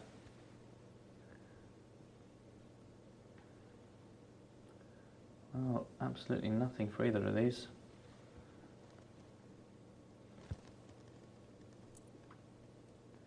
Nice bet. Yeah, nice little tickle. And on the strength of that, I'm now going to call Nutman to win it, although he's a chip leader, but I think that's a great sign. Mr. Wiggly's played fairly tight. He's going to be leaking chips.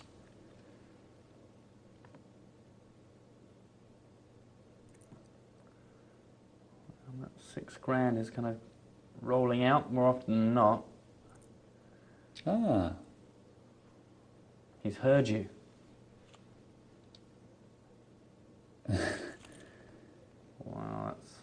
And this is an absolutely clear all-in. 22 in the pot, 32. A semi-bluff here is a huge... He's got the advantage of initiative. He's got an overcard to the jack if his opponent's got a jack. That's I can't believe he does that. 8 grand when the previous bet was 10 grand. Stick it all in. Don't let your opponent think he can bluff your fit. Dear, oh dear. I mean, he's trying to buy the pot cheaply, but if he goes all in there and gets a call against a jack, he's actually not far off evens anyway with a flush draw and an overcard, and mostly his opponent will fold. Did invite the raise. A raise, yeah. Yeah, decision. And once the guy raises him all in, Wiggly's lost all the fold equity. So I think that was more of a cash game play when you've got a huge stack trying to bluff the pot cheaply. But he doesn't have a huge stack to risk. He can get it all in and get that massive advantage of getting yourself all in and knowing that your opponent then can't make a move on you and must decide for all his chips effectively. And it's when you get a big semi-bluff opportunity like that in a short-handed pot at this stage in a tournament, take it. Stick your chips in.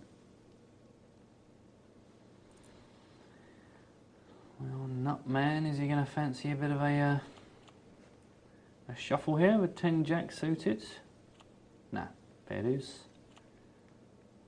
Nor Zorro. Zorro and Big Tom Fuller no doubt eyeing each other up, hoping one or the other gets into a fight. They grab another $20 for their troubles. Ba-boom. Now, some players will make a punishing call here. It's wrong, but some will. And again, when you're in this stage of the tournament, know the players who will make a punishing call in the big blind against the odds. Don't try and bluff them.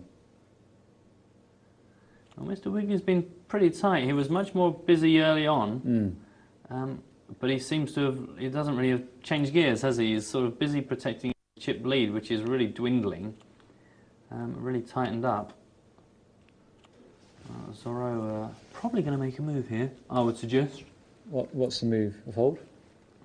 Deceptive play? Well, I think that's probably too big, but in light of actually what Mr. Wiggly's got, that could have stood a chance, but it is a bit... Yeah, I don't really mind it. I mean, if he puts in less than that, the only difference... I mean, anyone with a reasonable hand's going to call that, to be honest. And if he puts in less, he might let someone in with mystery cards. Yeah, he can maybe make it a bit smaller. Try and represent a small bluff. I don't think that's a terrible move.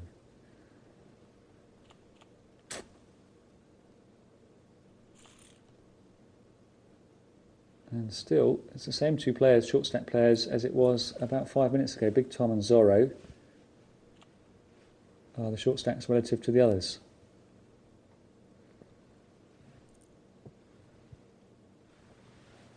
That's a fair old cotula hands. Now, when it comes back at him for all the chips, not mentioned goal in here. Very much so he does. And let's see, the odds Mr. Wiggly's getting, he decides they're too good to fold. He's hoping to see a pair of tens, pair of jacks, something like that. He knows he's behind, but unfortunately it's a nightmare hand, ace-king. Oh, Nutman's going to be extraordinarily happy to sit on 72,500 chips for a while. Well, let's see, because now we've got three players, all of whom might want to hang around and wait for the others to get bust out, because we are now reaching the point in the tournament price structure where there are gains to be made from waiting. And Nutman might exploit that and start bullying people. Absolutely. No. No, maybe not. Well, not with King 9, not against the raise. Well, yeah, with 1,000, 2,000 blinds and only 5 players left, it's not going to take a while before the likes of Zorro and Big Tom Fuller don't have the luxury of waiting for hands they want to go all in with. They're going to just have to start making moves before their chip stack doesn't represent much of a challenge to Mr. Wiggly and Nutman, although Mr. Wiggly is dwindling. You have to let that go, unfortunately. $3 for your trouble, Squire. Zorro down to 8 big blinds. 8's gone. Get it in there, son. Wiggly's... Ah, well, that's... makes things easier for Nutman and Zorro. And Nut can let it go. Yeah. He might be here, but he might not. Oof, wow, he's decided to at least isolate. He fancies a bit of... bong. Oh, hello. Have a flush, fella. Very nearly a straight flush. That man didn't need to do it, but he thought it was worth taking on. Yeah, you want to be a better. When you've got that stack, you want to be pushing people off hands, not calling them. Yeah, yeah, absolutely. And he's taking it, he'll be kicking himself quite squarely, I would imagine. But hey, I guess on another day, he hits his ace and they're not spades and he is totally safe.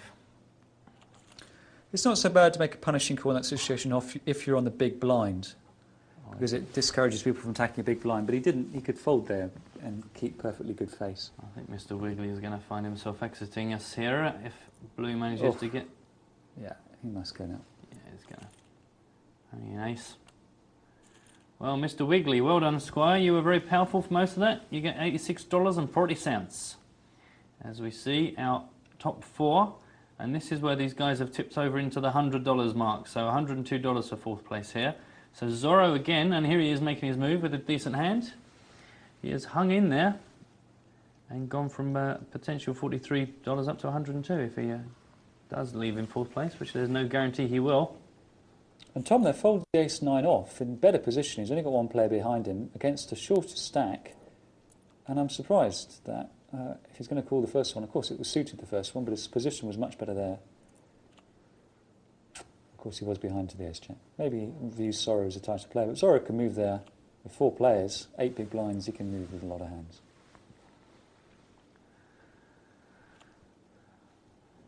Zorro doesn't fancy that little raise.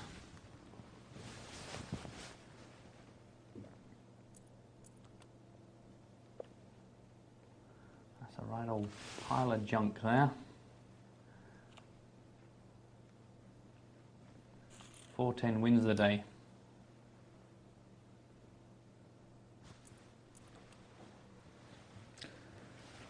Do you think this is an all-inner from Zorro?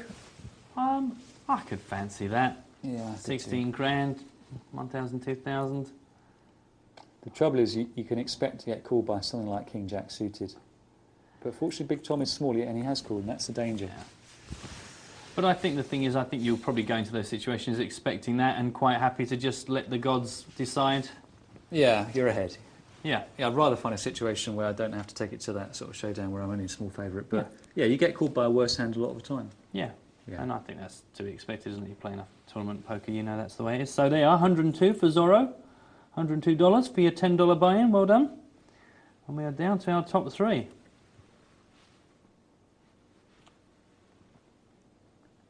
And chip stacks not really too far away from each other that anyone needs to be feeling under pressure. That's right, we've got a lot of play here. They've got the possibility of playing a cautious game, looking to take second and then worry about first. Yeah.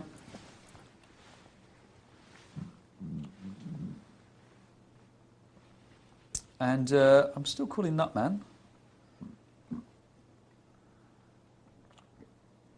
Well, I'm just staying out the hole picking a winner.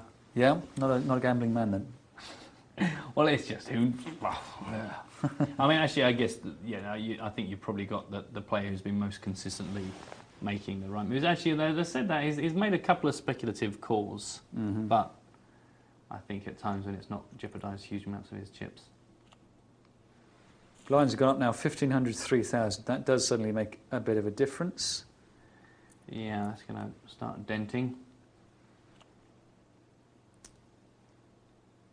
And this is an interesting situation. Yeah, I think he's happy to get the re-raise here. Well, not happy, but he'll call it if it comes his way and hope it's ace-queen, ace-jack instead of a pair. But I don't suppose he'll be too distressed about the fold.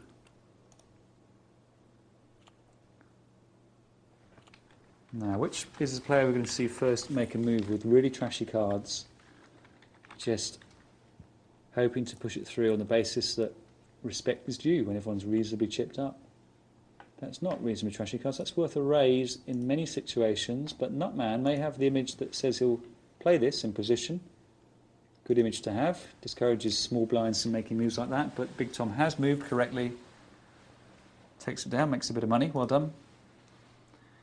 Yeah, and these boys, very, very, very, very close in chips. Threes versus jacks. Well, I think Nutman's going to find that he gets an answer. Will he pay attention? Yep. Yeah, that's about as big an answer as you can get to saying how good are my threes. Is he a gambling man? No. Good job. So yeah, that hurt, but at least he found out. And he may move it. The trouble is he's just taken a bit of a spanking, and he may worry that it will look like he's on tilt, and someone will call him. Or he may just be hurting from the spanking. He lets the Queen 10 go. Normally that'd be good enough for a bet. Three-handed on the button. And he may fall victim here to a... yeah, he does. Lovely play from Blue Orf. He's pressing his advantage. Nutman on the ropes. Yeah, great move from Blue Orf. And I think he read the situation very nicely there. Yeah, those blinds. Nice chunk of change nowadays. Oh, hello, Nutman.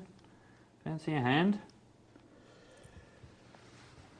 7-5.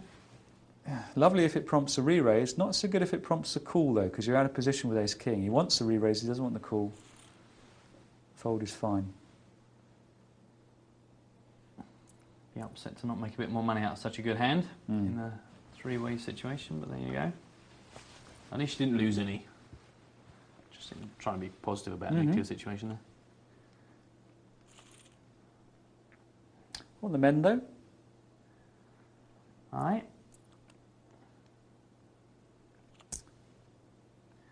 You kind of get the feeling that these guys know each other well enough that it's really going to be about when two big hands run into each other, and then it will be all fireworks. Yeah, they seem to be playing a fold or raise sort of game. Yeah, it's almost like heads up, but with three people.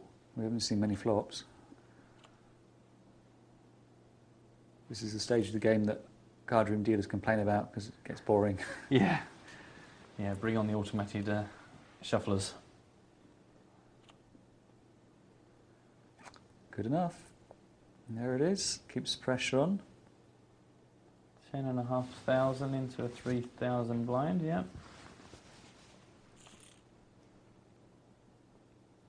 And it really, as you say, Matt, it's textbook poker, this.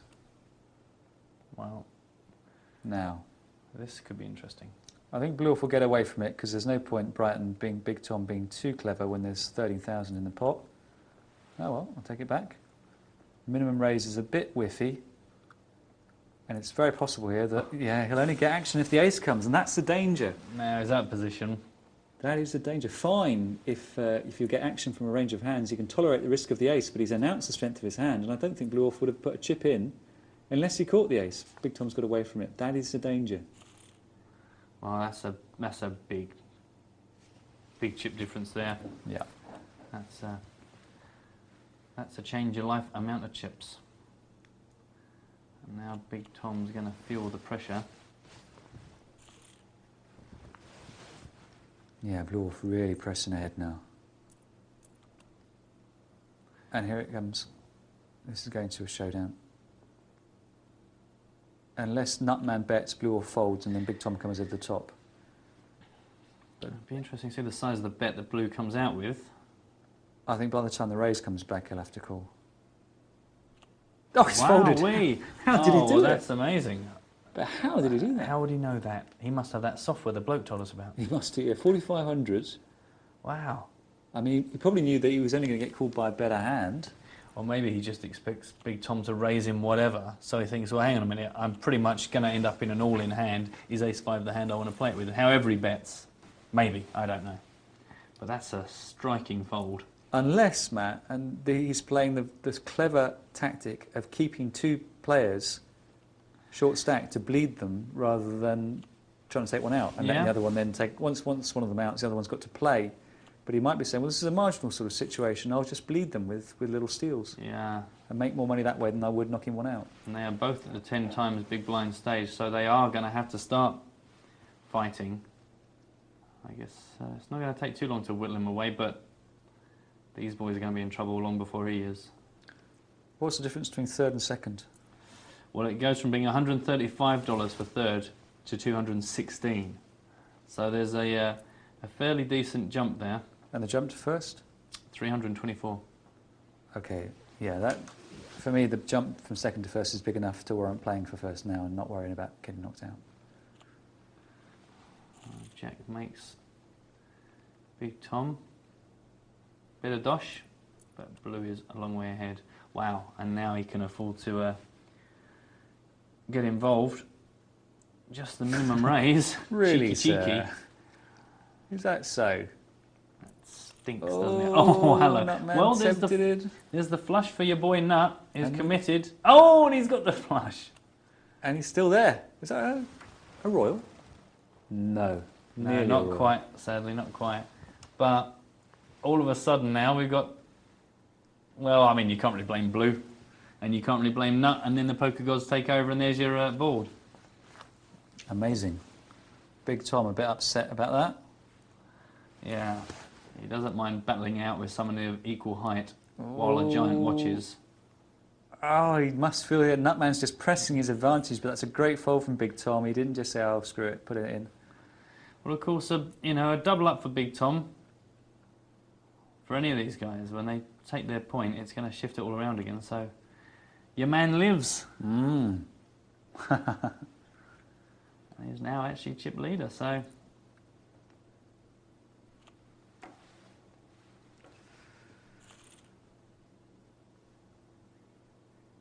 So 7 big blinds and counting now for Big Tom, and he probably is going to move all in here, I think. Yes, he does. I don't like it, but I've probably got to do it as well. I'm not at all happy because I'm afraid I'll just get a punishing call by something like 5-10, which is 2 overcards. Yeah. Probably not 5-10. I'm not expecting a call like that. No. But that's a worry. And that is the danger of being the short stack is being called. A heart. No Or a heart. straight. Oh, Split it's a pot. split. Oh dear. My God. Isn't that amazing? There you go. We live again. Big Tom back again. Jack 10 suited, connected. He's probably just had enough of this now. Oh my God. I don't like the call of the 5-10. He's increased his chance of taking second because he might not Big Tom out, but he's reduced his chance of taking first because if he loses it, he'll be the short stack. Or at least much diminished. That's a nibble of a bet from Blue.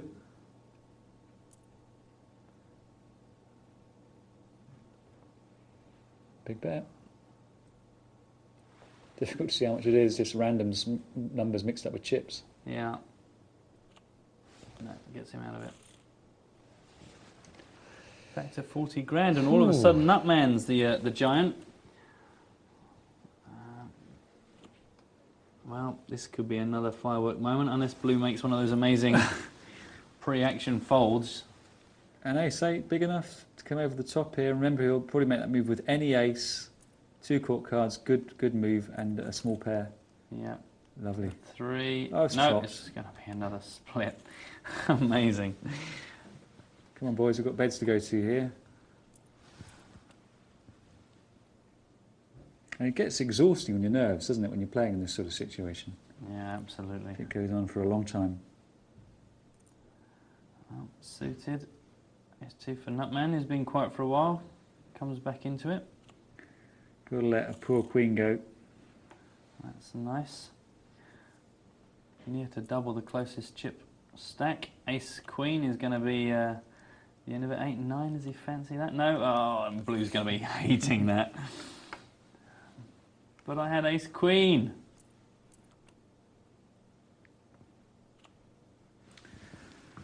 Well, that's not too shabby either. Yeah, raise and fold. And now Big Tom drifting down again. Get a stay of execution with the split pot there. Does he fancy moving? He got called last time with a really shabby hand, and let's see if that pays off, because Nutman calling the 10-5. Big Tom just feels he can't move with a whole range of hands. I still think it can't pay off that call there with a 10-5, but Big Tom's certainly scared to bet into him. He's going to try and nick someone else's blind, maybe.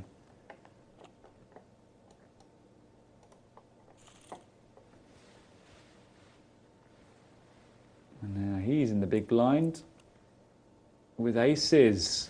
Nice situation. Nutman bets. He doesn't fold whatever Big Tom puts in.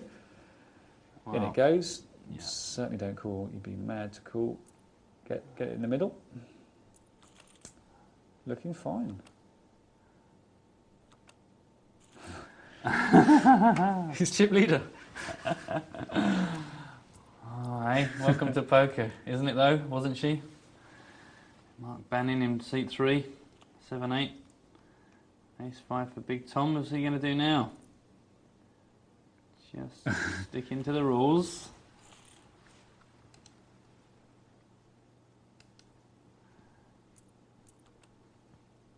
And just while we watch this, there's a question coming from Marcus, who's planning a home game. I'd like your advice as to what music's playing in the background. His feeling is Curtis Mayfield, but he's being outvoted in favour of Kylie.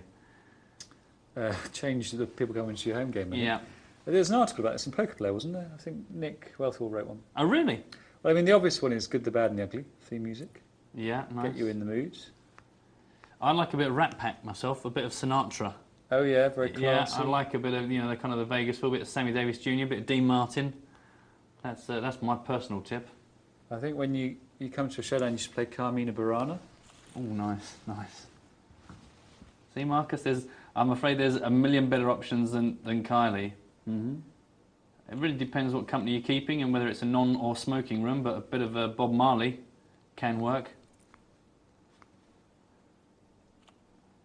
Oh, the chip shuffle around again. Basically, if you think you can get an advantage by your opponents being relaxed, then play reggae. But if you think you'll get an advantage by hyping them up, play really fast house music.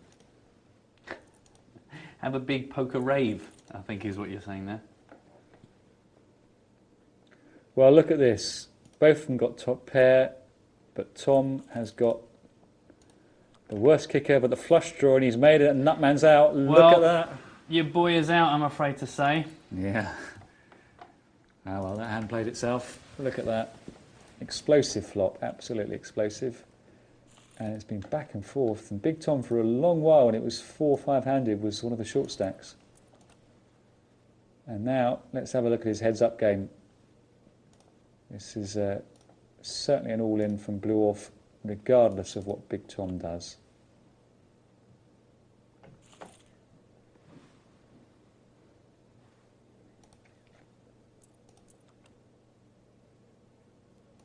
Interesting. King 8, not a great hand, but heads up, probably worth a punt. Probably worth a punt. Yeah, and he can't find the right price. That's the trouble. Sitting there with 15 big blinds, he can't find the right price. But I think I'd probably have to have a little pop at that and just hope my opponent wasn't holding much. Blinds have gone up now, 2-4. Blew off down to 10 big blinds. He's got enough for a raise. And not much more. A raise and a re-raise, as it were. A raise of a raise. And really, there are not too many hands here where he doesn't want to just go all in with. And these boys, as you rightly said, there's a lot of difference in the payout between these two positions. $216 for second place, $324 for first place. They've got to be a bit fatigued as well. Anyone that saw Liverpool and West Ham, appreciate how knackered these boys must be. The walking wounded. Big Tom may repay the favour here. Yes, he does. Now, Dr. Tom, you're going to have to send your vibes down because we've got about 2.5 minutes left of the show, and I don't know if these boys are going to be finished. Well, let's have a look. They're going to have to get jiggy with it. I think Blue Off's going to have to fold now. If he'd been left to his own devices, he could have raised on a pretty desperate gut shot bluff representing the ace, but Big Tom's bet into him, and he could well have the ace. Wow, there's a big 100,000 in chips that Big Tom has advantage over Blue. 2-4 of the blinds.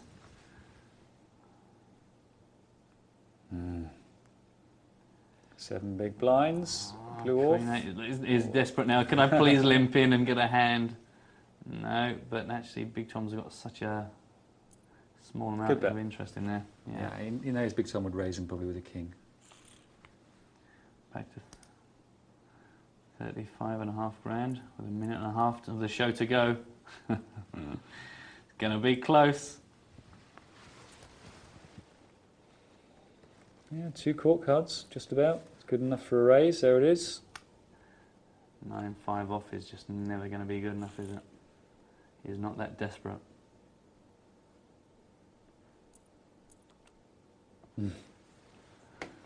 And I might as well let it go. Since I've just called on the previous hand, or quite recently, I'm not going to call again. You have to mix up your play continuously with heads-up play. People spot a pattern in your behaviour. That's what they're looking for. They'll exploit it. Well, this could be it.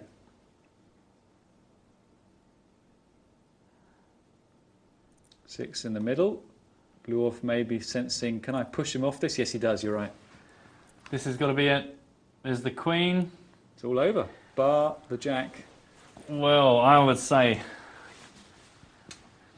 What would you say? Well, that's pretty good. We've got about 30 seconds left. The show's all about us. It's not all about poker. We knew that. That's how we timed it.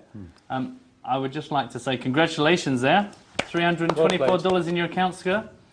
And pretty exciting stuff. My thanks to Dr. Tom. My thanks to everyone that also emailed us in. Thanks very much for all your questions. And tune in tomorrow for more Poker Night Live. But until then, good night.